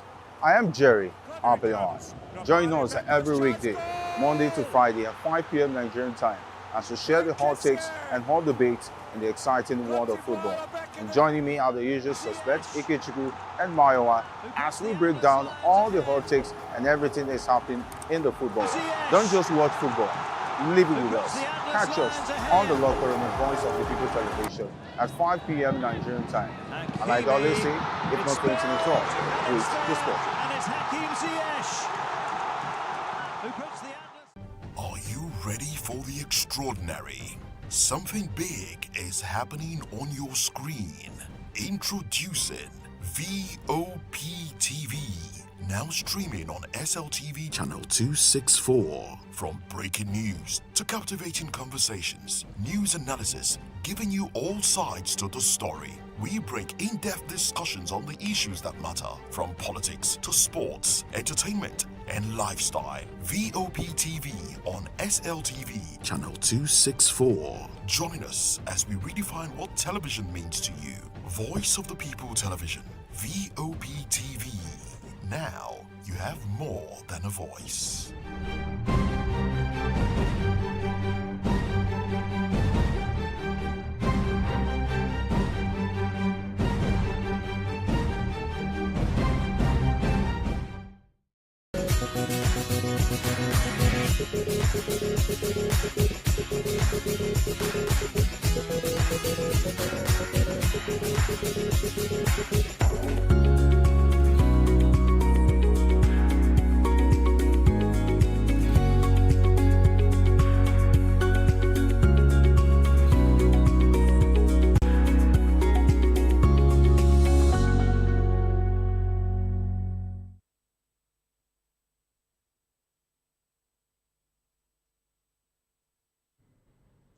Hello there and welcome on board. Yes, it is People's Voice on Voice of People Television. It's another Monday, another time for us to actually hope again. And of course, just like I usually say, you have to keep your hopes alive and believe that everything is possible. Welcome on board. And of course, it's a very wonderful edition. And I promise you, I have a teaser, of course, and also have something, huge, a surprise for all of us here. Yes, welcome to the program People's Voice, where season stories shape the narrative. And today we'll be dissecting a major story that is dominating the headline and sparking conversation across the nation. ADC crisis deepens as feuds, attacks mount. Of course, you would agree with me that over the weekend we had several, conversations surrounding the ADC, and of course their spokesperson has also said a lot of, conversation. We're looking into all of that and of course more. Join the conversation with expert insights and citizen perspective. Share your thoughts with us. I am Xavier Udo, and of course, I'm not doing this alone today. I decided, to bring in someone that I have to drag. A colleague of mine, please, let's get to meet you. Welcome to People's Voice. Thank you so much. It's my first time on People's Voice. I'm quite excited to be here. My name is Chioma Innocent, and I bid you welcome to the conversation that concerns you. Yes, you are the people, and Voice of the People Television, what we do every day is to give you a voice. Now, in order for us to get right into this, we'll look at some news stories with the details. Obi says he's partnering Kwankwaso to revive Kano industry. Now, Labour Party's presidential candidate in 2023, Peter Obi, was visiting Kwankwaso's home alongside Seyi Makinde and Siriake Dixon over the weekend. Obi says they're building an association to revive Kano's industrial hubs like Bompai and Sharada and to restore the Bank of the North. The gathering, framed as a Salah visit, comes as Kwankwaso weighs leaving NNPP after a court setback with ADC reportedly in focus. Now, this is, I don't know if I said this is a little bit of a funny one, but yes, it's nice. But when Peter Obi says he wants to join hands to revive, Kano's industries, and it's a good thing, but as what? Is he the governor of the state? Or he's doing that as a philanthropist? He likes to go about, I don't know if I say sharing money, helping people in the way that he can. But I want to Choma, as a concerned Nigerian. let us call it spade. I think at this point, politicians love, giving off smoke screens, you understand? Making it look like, oh, whatever you guys are thinking is not what we're actually thinking. Oh, we are here for good reasons. We're there for good reasons. We're there for people, you understand? For the good of the people. The people come first. You understand? The people comes first. Mr. Peter Obisa, when you got to Kano, what happened at Alhaji Kwankwaso's residence? I think my team has set to play a particular video that is making rounds, When you look at that particular video, Choma, we didn't see anything like a business. How the people welcomed him? The welcoming was serious. We didn't see anything like business conversation. Okay, it was looking more political than business. Do you understand? We didn't see anything like, the Kano industry, Kano Bank of Industry, for example, if at all, or, let's say the textiles, or let's look at, the goldies. No, there was not like that. When Obi landed, immediately go to Kwankwaso's, residence. All we saw was all of the Kwankwasia movement, having that red caps and, a touch of white, flowing. And the only thing they were chanting was Obi, Kwankwaso, Obi, Kwankwaso, Obi, Kwankwaso. I would have said, that's because they are seeing both of them, but they did not chant Siriake Dixon. No. They know those ones went for, they know those ones actually went for, consultation. But this particular one, can we get the Let's get the audio. Let's get the audio, please.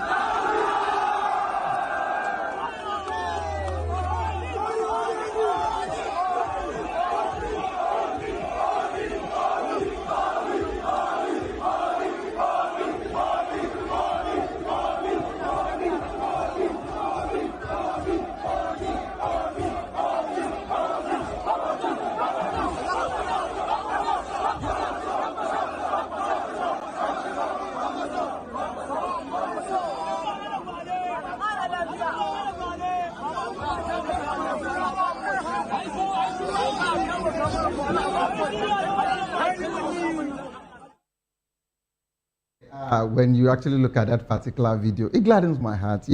It's been long I actually saw organic, followers, organic, movements. And the reason why I'm saying this is because over time, Choma, we've been hearing, oh no, this particular, people that came out, to welcome these certain politicians were paid a certain amount of money. They were, what's that word, they gave them a mobilization fee, they were hired and all of that. It's even like what happens when people are protesting for a cause that they don't know about. Yes. So we have a lot of people who their work is to find the next person who needs a crowd. Just carry their placards. Become a part of the crowd carry placards, carry cardboards, write whatever on it, and then just move. But it's Sincerely, nice to see this. This is organic.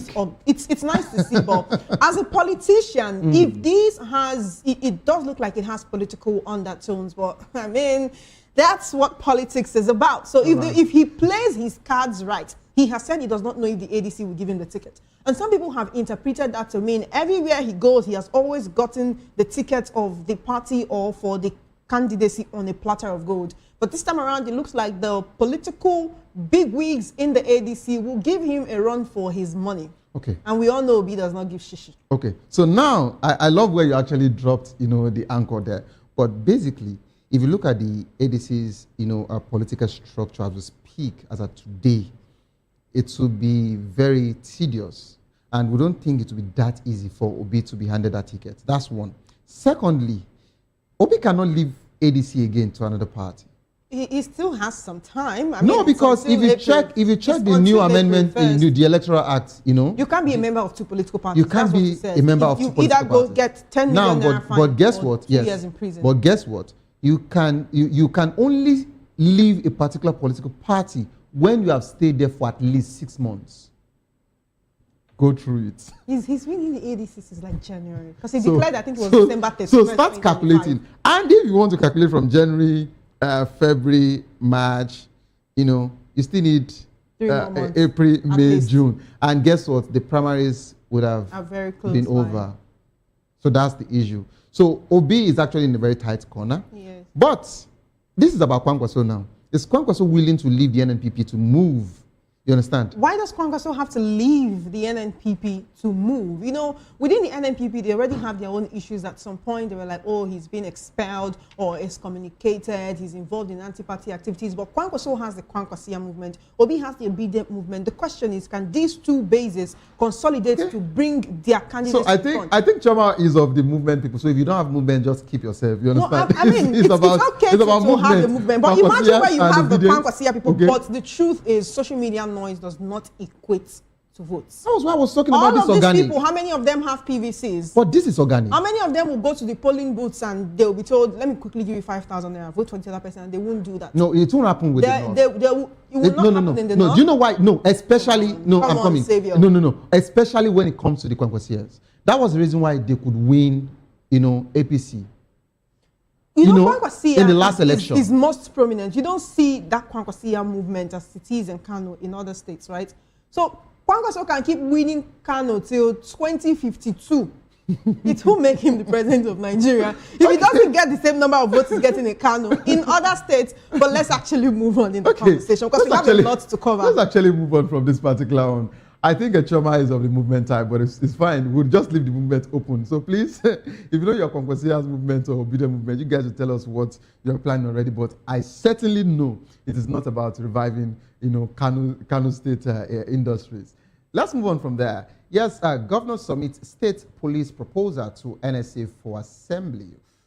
Long overdue. Nigerian Governors Forum Chairman Abdul Rahman, Abdulrazak, said the NGF has handed its input on the state police framework to National Security Advisor Nuhu Ribadu, with the document added to the National Assembly. Speaking after a meeting with President Bola Ahmed Tinubu in Lagos, he pledged governors a renewed collaboration with security agencies on terrorism, infrastructure, and welfare, even as a debate continues over local policing powers, of course, versus abuse risks. This is quite a very serious one there, because when it comes to state police, I think so many people are having issues with it, and so they said, I can actually,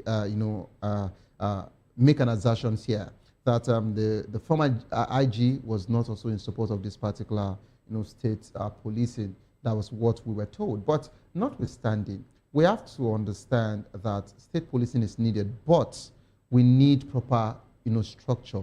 If these structures are not put in place, we've just successfully given, our governors more powers to do whatsoever they want to do, especially when you see some governors, silencing people by just saying, oh, the person mentioned your name on media, the person did this, person did that, so go and pick that particular person. Or they went to a dilapidated school to make videos. Or they stood beside a pothole that's as deep as a well to call out the government. I think if governors don't want to be held accountable, then they should not be in those positions. But when we talk about state police, political and security analysts will tell you that it's a very good development. I mean, a lot of states have been, a lot of countries rather, have been practicing this, and it's worked for them so far. But like you said, it really might go awry. It might go the other way. It might be like handing an axe to an already armed man, to a man who already has a lot of weapons, and then you give him something better, or give him something more. better, give him something stronger, you give him an arrow, a ballistic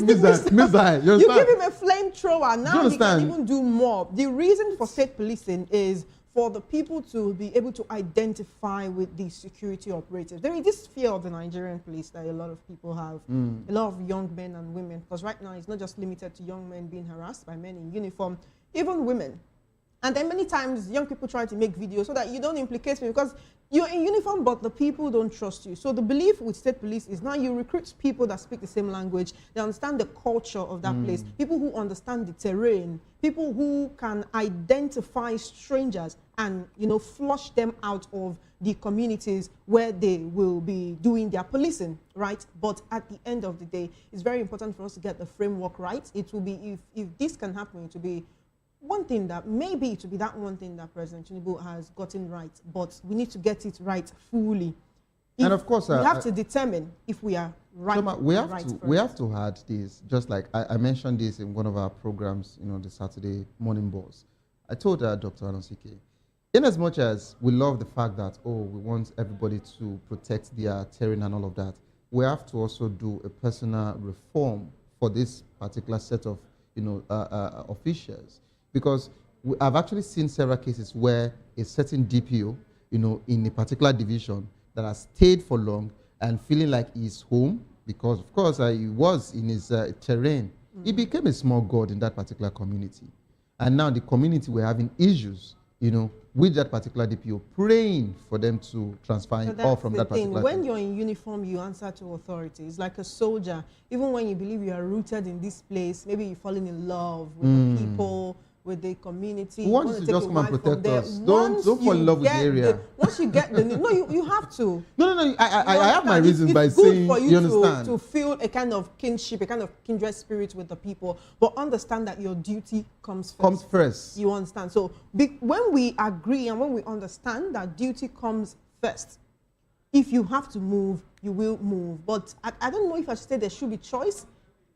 When it comes to deployment, usually it would just be whatever the superiors say. Well, if you like this place, you want to stay. You believe some people can stay. Some of these policemen can stay in a place for so long. You learn the language, you understand the people. You have a whole family. No, if it's about choice, then we won't get state police in every of other states, especially where we have insecurity. In those states, those people, even if they are from that community, they wouldn't want to. And I need better welfare for the police, and also, if we have state police, maybe we can phase out vigilantes. Look at what is happening with Agune Chamber in Anambra State. You recruit a group of young men who are already jobless, and then you give them weapons, and then they start feeling power drunk, and then they start attacking the people who they are meant to be protecting. So there is a lot to think about. Let's not just rush this, because that's one thing with the current administration. They like rush work. They will just wake up one morning and tell you that, this policy has been put in place, and then it begins tomorrow. Look at what happened with the airport, fuel subsidy, the airport situation. They just tell you, you go cashless tomorrow, you have to get a card, just like that. Then what happens? So that's something we really need to look into. All right, let's take a look at another news story before we proceed. Wike-backed PDP faction claims it is no longer supporting President Bola Tinubu in 2027. Now, spokesperson of this faction, Jungudo Mohammed, dismissed rumors of an APC alliance as propaganda aimed at discrediting the party and Wike, and they urged Nigerians to wait for PDP primaries. Well, Wike has told us over and over again that he's for President Tinubu. There is no doubt, right? There really is no doubt. And we remember when Oyo State Governor Seyi Makinde told us that he was there when Wike promised President Tinubu that he would hold PDP down for him. So what is Jungudo Mohammed telling us? Is the Wike faction now also factionalized? Like, the PDP almost feels like an orange. With so many, you know, when you peel it, with so many formations. So many formations and layers. You know, everything is just, you know. My goodness. Political analysts will tell you that the umbrella is torn. It seems it's only the wires, those metals that hold the umbrella that is remaining now, and rain seems to be really beating them. But whatever candidate they want to field, what is the chances of them beating APC in 2027? But one thing about politicians is, you know, they are always very upbeat. They always tell you, oh, we have what it takes. But sometimes it feels like even they don't believe what they are saying. Anyway, of course, we wish the PDP well. No matter what is going on with the party, we do wish them well. We hope they know what they are doing. But political analysts will tell you it's time for the opposition to consolidate if indeed they want to phase out the APC come 2027. All right, so basically for me, I think this PDP conversation should not always, you know, get all of the attention, you know, they are getting now. Just like you said, PDP's faction cannot be factionalized again. But of course, I understand what Wike is trying to do. Since they're trying to, you know, share their swords and to all come together, he's trying to reposition himself, you know, and hence is asking his, you know, his cohorts rather, you know, to start seeing all of this particular thing.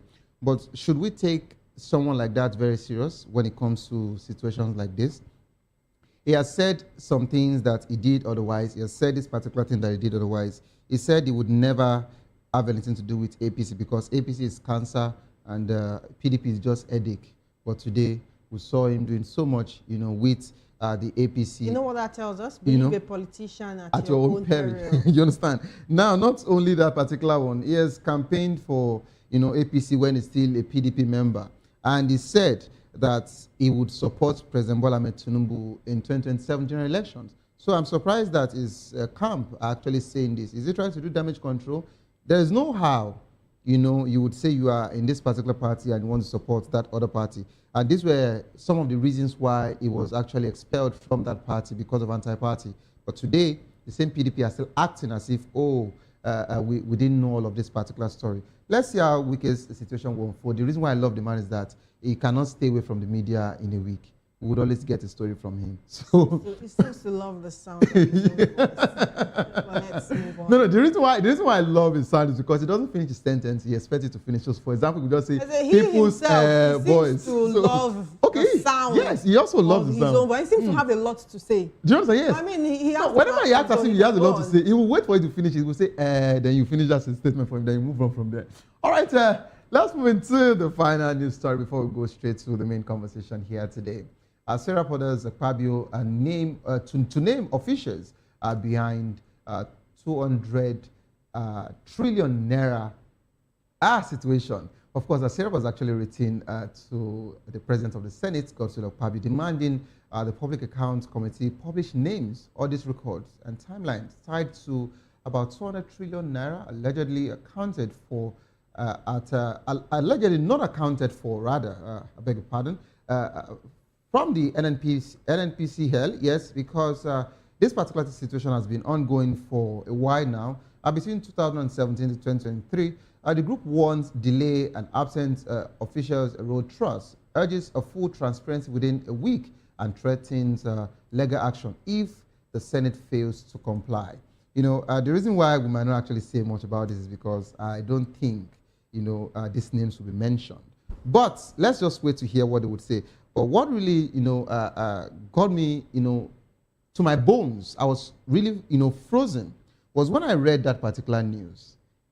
Someone who represented the NNPCL, someone from, you know, their own, you know, a group, of course, from the company came and they asked him just a simple question.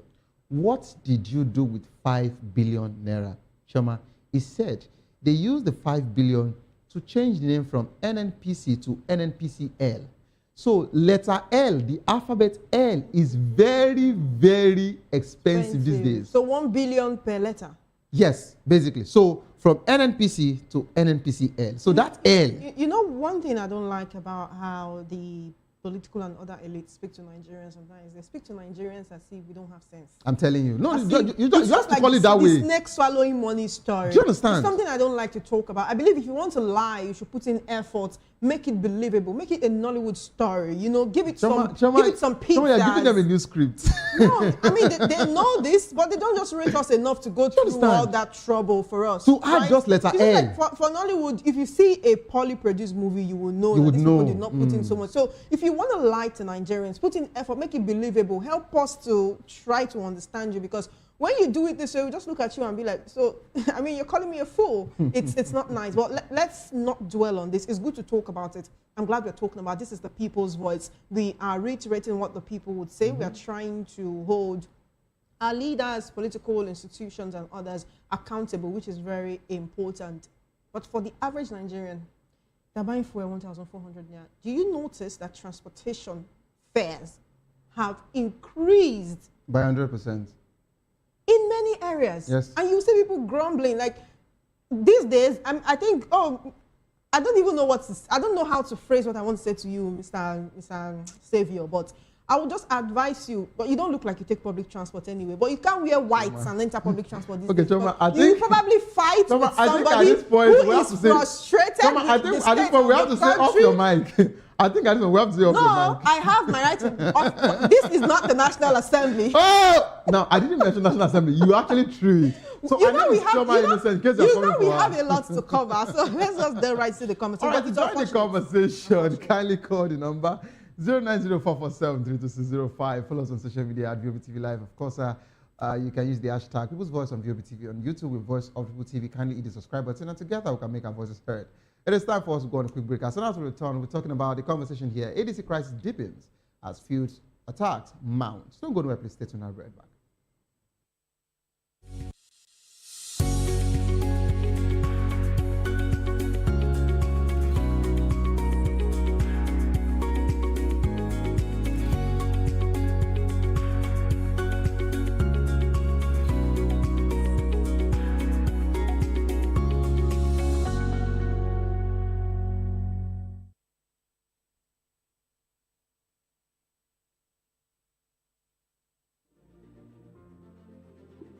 Welcome to Golden Tulip, where every stay is a celebration of comfort and style. Discover beautifully designed rooms crafted for your relaxation and peace of mind. Savor delicious, expertly prepared meals at our exceptional restaurants. Relax and socialize at our elegant lounge bar. Refresh yourself at the vibrant pool bar and enjoy a soothing swim in our sparkling pool. Planning something special? Our spacious and sophisticated hall provides the perfect setting for weddings, conferences, and memorable events. Whether for business or leisure, we deliver excellence with unmatched hospitality. Comfort, class, premium experience. Book today and elevate your hospitality experience. Airport Golden Tulip. Stay golden. Live golden.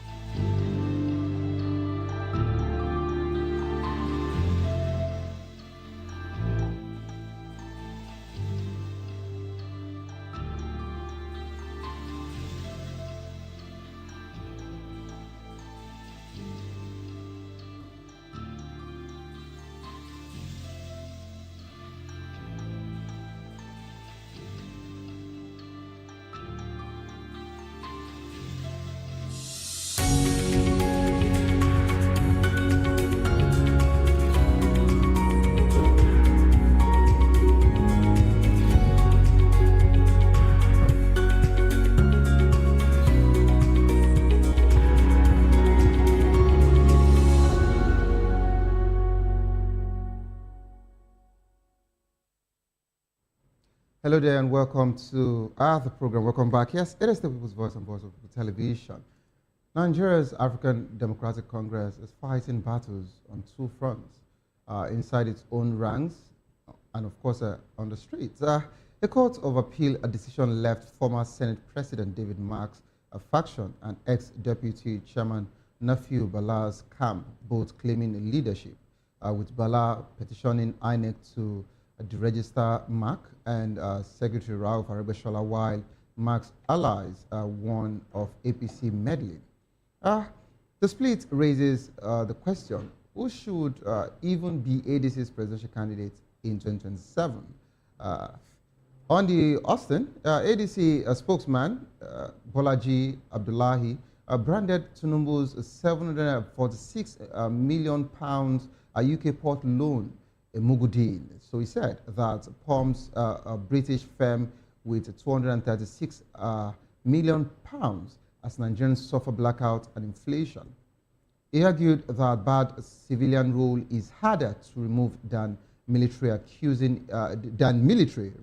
and of course accusing APC governors of rigging plans and legitimizing forgery. ADC members in Kano, Kaduna, Benue, and Rivers report fresh attacks by political thugs and offices vandalized, meetings broken up. A campaign has also been halted. The party says this particular situation is coming from the APC to silence them because of its criticism. Tinubu also hosted about 23 governors in Lagos, where he promised French security gear and pushed the NGF's state police framework to the NSA, while PDP's Wike faction denied backing him, and Obi Kwankwaso explored an industrial revival in Kano, possibly under ADC's banner, with leadership still contested. ADC must decide whether it can unite around a credible candidate or crumble before 2027. We're now being joined by Honorable George Ashiru, Lagos State ADC Chairman. You're welcome on board, sir.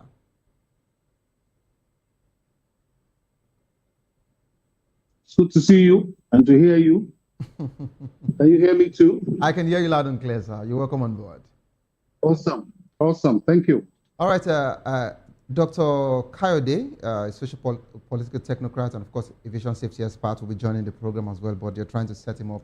So we'd just like to kick it off with you here. So with Mark and Bala's tearing ADC apart, does the party even have a legal, or will the party? You know, because the major problem here is that ADC looks like the only viable opposition for now, which I can actually say a formidable opposition. ADC have actually, gotten, all of the attention it needs, and with ADC, extracting politicians from different major parties. Of course, we saw what happened in the National Assembly, and this particular situation is happening now to the ADC internally, where they're still having issues of factions. We've seen what factions have actually done to other opposition party. We're going to talk about the Labour Party, where Senator Usman Nadi and this other Abure, faction has actually done, so much, to that party. Are we going to talk about the PDP, where Turaki led and Makinde faction and Wike, and the former remaining G4 rather, are actually doing their own. So if we're actually coming to the ADC is like the last hope for almost all Nigerians that are actually on the opposition party. And with this particular situation, internal situation that is going on, if ADC is deregistered, that means there is no official political party that can actually go head-to-head with the APC. And we're having issues with the heavyweights in that party. Hence, we actually asked that particular question. Aside from the legal situation there, but we also have the heavyweights, the OB and its movements, the Atiku and its loyalists, the South-South and Amechi there. And now, talks is still on the ground with the Kwankwasia and Kwankwaso, with what we saw over the weekend. Can you please give us clarity as regards to all of this that is going on with the ADC? Let's start from the internal situation first. Thank you very, very much.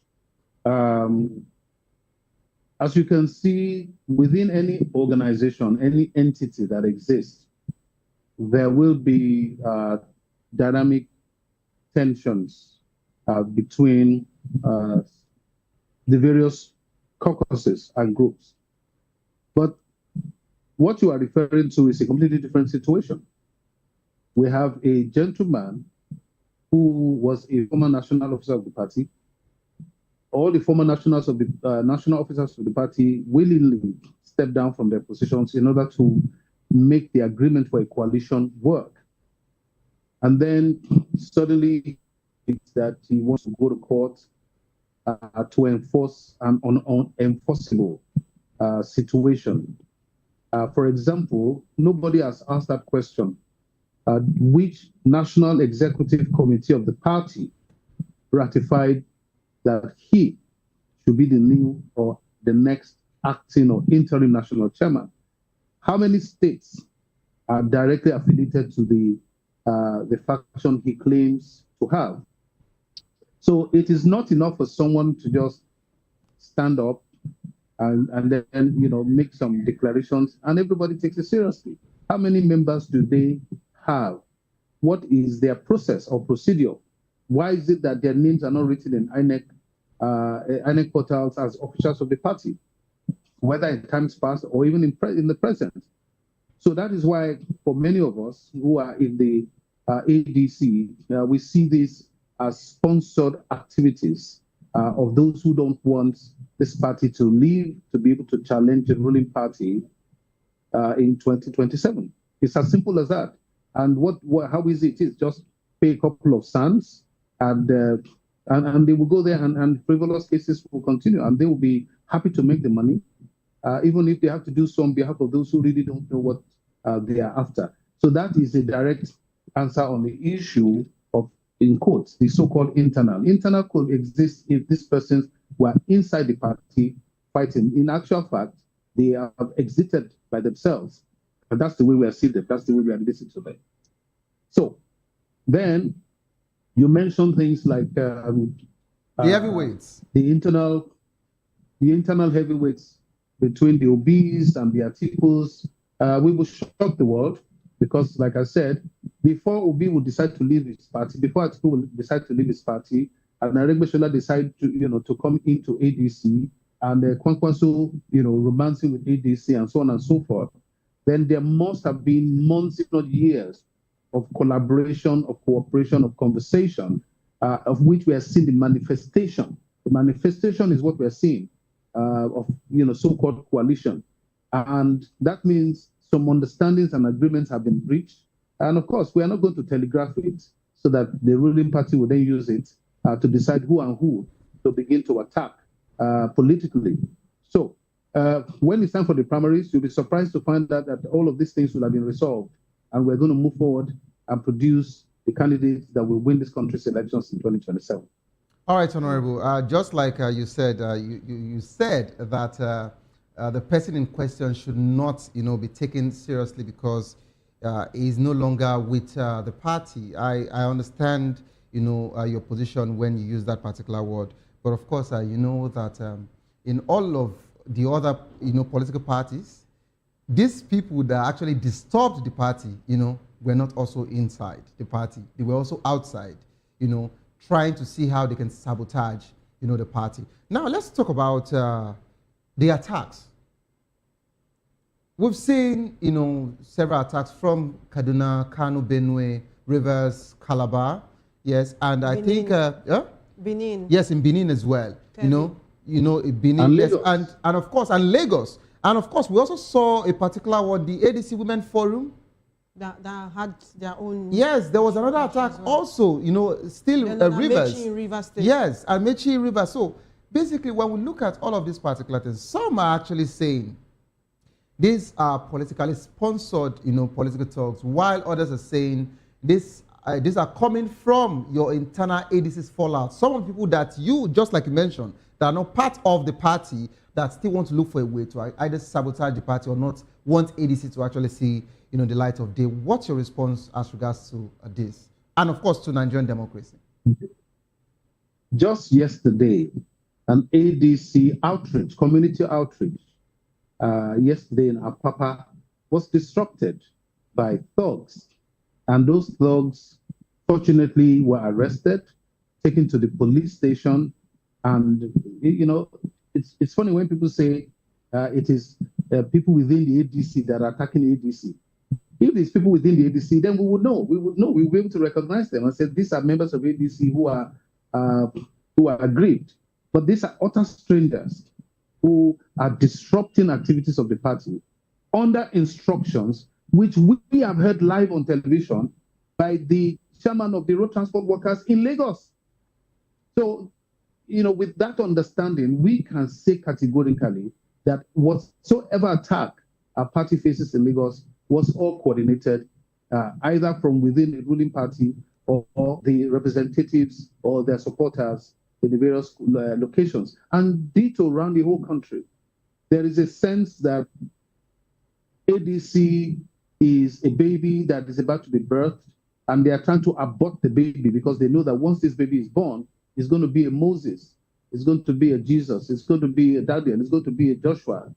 And, to use Christian example, someone who will deliver the people from the suffering that they're experiencing. And that is exactly what we represent in the minds of the people of Nigeria. It's like, where is the credible alternative? Since the days that PDP has exited the scene, that will now be able to challenge the new emperors, the political emperors of Nigeria. And that's what ADC represents. And when our leaders got together to support this coalition, they were not in government. So it is not like those who are defecting, who are already in government and were voted into power in one party, and then they are defecting. These are people that are coming together, not in government, and then others are coming to join them who are in the various houses of assembly at the national level.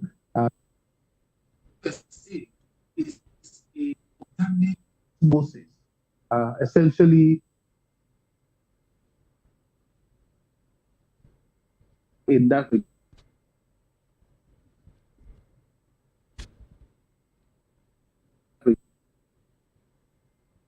All right, so we seem to be losing you there quite a bit. We can only get bits and pieces of your audio. Can you hear us perfectly, sir?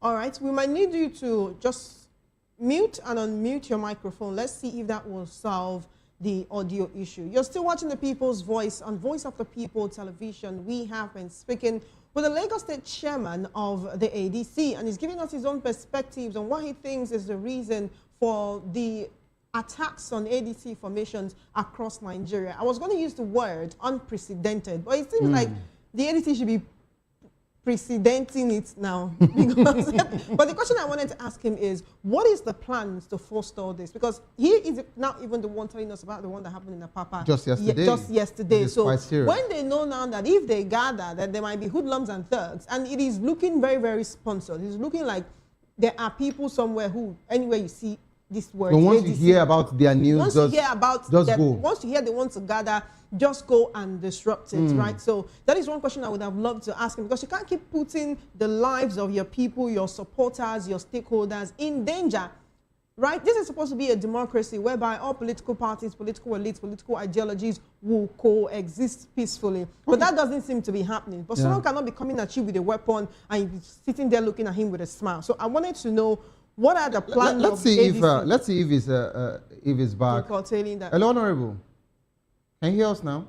I can hear you very well. All right, so my colleague, I'd like you to answer that question, sir. With this rising spate of attacks, I told my colleague here I would have liked to use the word unprecedented, but if this keeps happening almost every time the ADC gathers, then it is no longer unprecedented. What is the plan of the ADC at national and state levels to protect their supporters, their stakeholders, whenever they need to gather? Should the ADC now start doing its meetings secretly, or maybe they will not reveal the location till just a few minutes or a few hours or the morning of the meeting?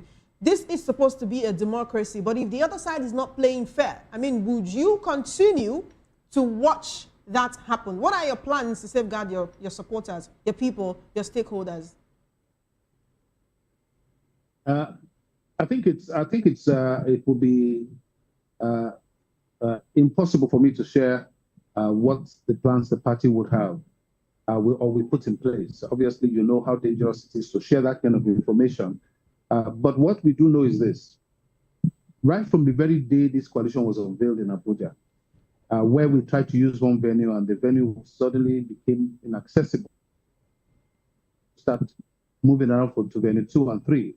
And then all of the various attacks were received in Lagos, and hotel owners and event centers preventing us, even landlords, refusing us to have a state secretariat because of fear of the ruling party.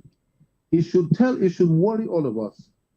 It should worry all of us that are we back to military rule in civilian garments? Because I really cannot understand that some of us were tear gas, some of us faced the various military regimes in order to have the freedom to live, to associate, to mingle, guaranteed by the Constitution. Only for the party, especially, in a place like Lagos, only for the ruling party, establish this culture of constantly attacking the opposition. And I think that's what the media needs to take up. You need to really, really delve into this array of attacks and continue to hammer on it until there's at least some level of shame in those who are doing it. Because you see, violence begets violence. There's nothing the state or the national will say. If people are attacked, they're going to start defending themselves. And it will be something that cannot be controlled.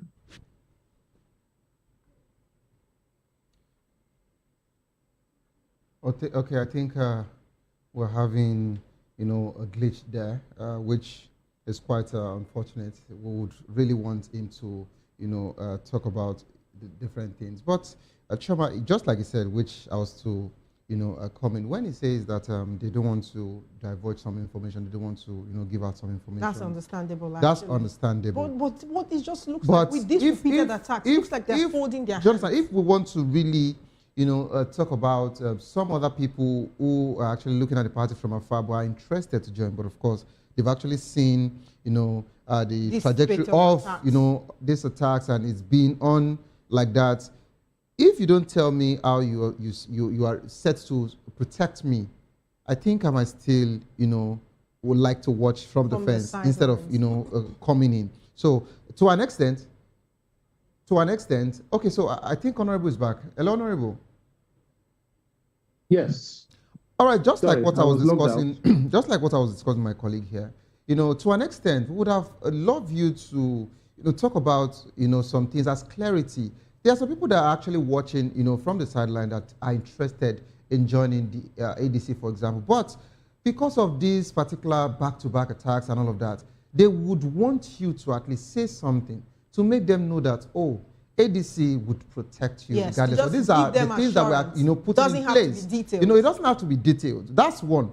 Secondly, because we're pressed for time, so I would want you to, take all of this particular conversation simultaneously. You've actually said so much. You said something in January as regards to, ADC is set to take over and, to take over from the APC. You're ready to crumble.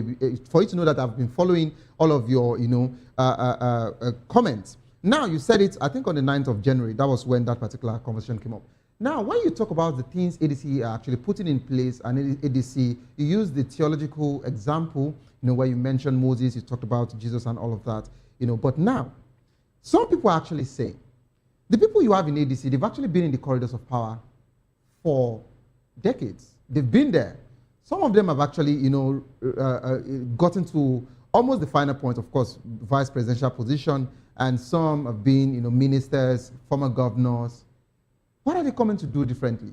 Some also were with these present governments. They campaigned with them, saying they were the one to deliver this nation. And all of a sudden, they've moved to you guys now, and they're saying these people cannot deliver the nation. So we want clarity. What did you now see? Or are they now repented all of a sudden? Are these people now repented that you are now saying that these people are the ones to drive the country to a better place? They are the ones to save this nation. So I want you, aside from Peter Obi, who I think has not moved to the APC in his life before, or the AC or the AD, but every other person we can actually, check, their track record. So I would like you to give clarity. What is ADC coming to do that is different from the APC? Okay, so I'll give a couple of scenarios. I think I'll start from the second question. We need to realize that, number one, this is not a new party that was formed by this political gladiators that you mentioned, they found that the parties where they were in had toxic cultures, had toxic methodology of running, very weak corporate governance. And they realized that with that, it's impossible to rescue this country if the platform that you want to use to do so is corrupted or corruptible.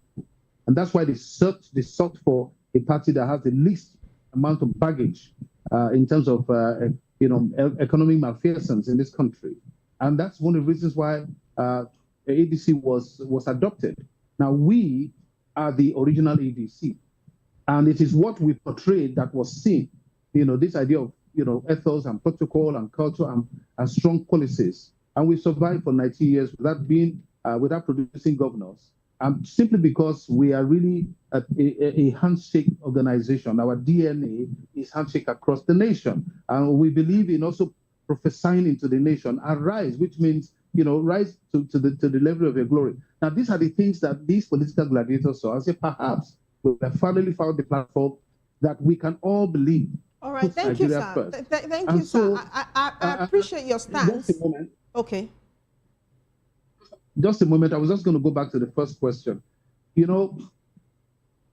What we can say is that we have seen all of the various ways in which our people have been attacked, and therefore we do have various strategies to nullify it.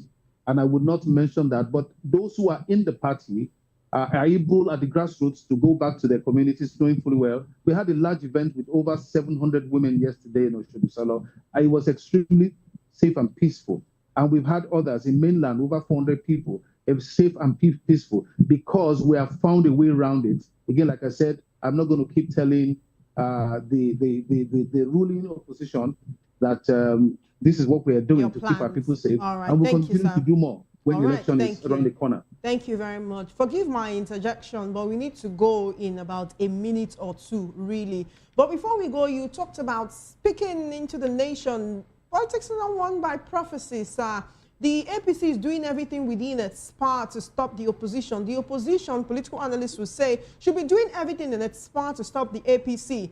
I understand that you might be a Christian, anyone within the ADC might be religiously inclined, but it's been said over and over again that politics is a dirty game. I understand you may not want to dip your hands all the way into the mud, but you have to do something. I'm not expecting you now to give me a detailed rundown of the ADC strategy to win the 2027 elections, but this grassroots mobilization you're talking about, we're not seeing it. When the APC mobilizes, you see it, it's all over the papers, it's all over radio, it's all over television. So what is the ADC doing in that regard? I was actually going to ask you about grassroots mobilization, but you've answered a bit of the question, but is it really enough, right? The people they call the Gen Zs now, we say the Lulu is the Solulu.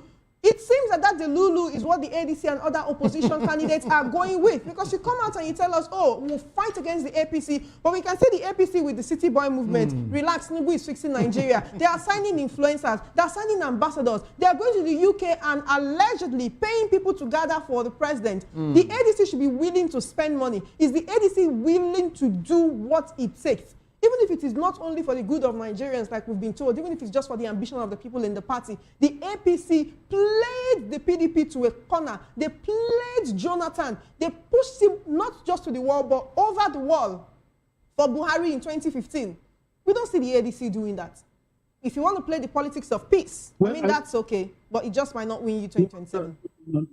No. I think it's very interesting that, and it's very important never to underestimate any political movement or any politician. We are selling a message to the voters of why we are different from APC. So behaving like APC, acting like APC, talking like APC is not our strategy for how to win the hearts of our voters. That's what happened 4 years ago, 3 years ago. This idea that, oh, it's an online movement, they cannot move, and the next thing you know, we won Tinubu in Lagos without any major grassroots movement, because they were able to get to the heart of the people. And guess what? That entire labor movement is now in ADC. Practically all the critical people in PDP are in ADC. We have APC of Oluwabis all in ADC. And so all of the skills and the talents and the capacities and capabilities of politicians are in here.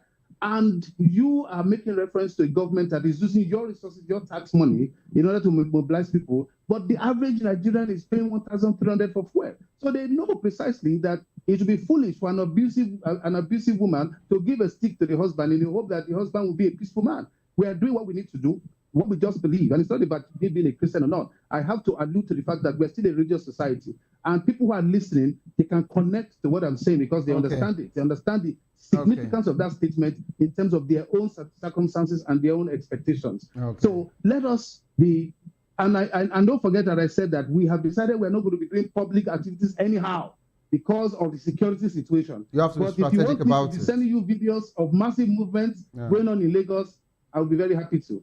All right, thank you so much, Honorable George Ashiru. In as much as we have so much to ask you, but of course we're pressed for time, and time will not permit us. But I assure you, I'll be having you shortly again. Soon, I'll reach out to your team and see how to get you back on the show. Thank you so much for being part of the show.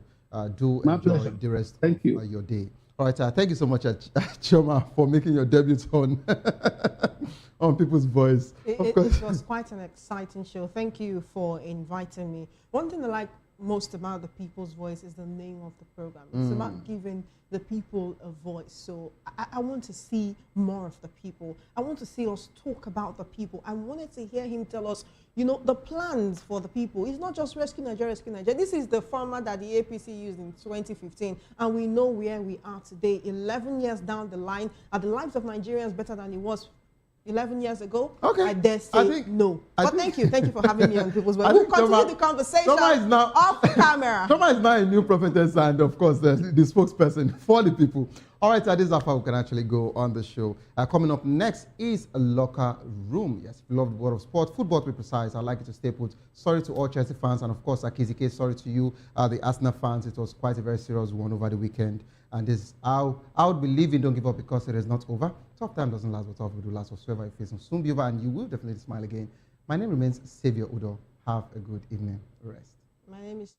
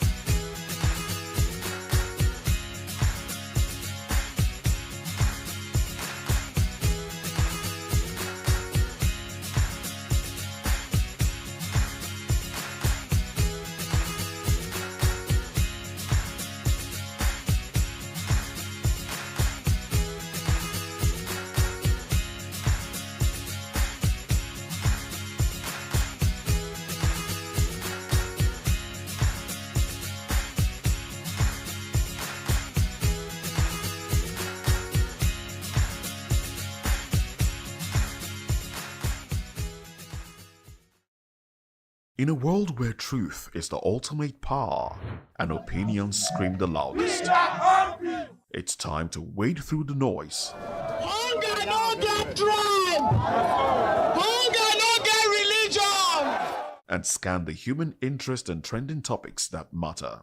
Stay tuned to The Issues, your plug to the stories making the buzz, from politics to science and technology, social justice, and more.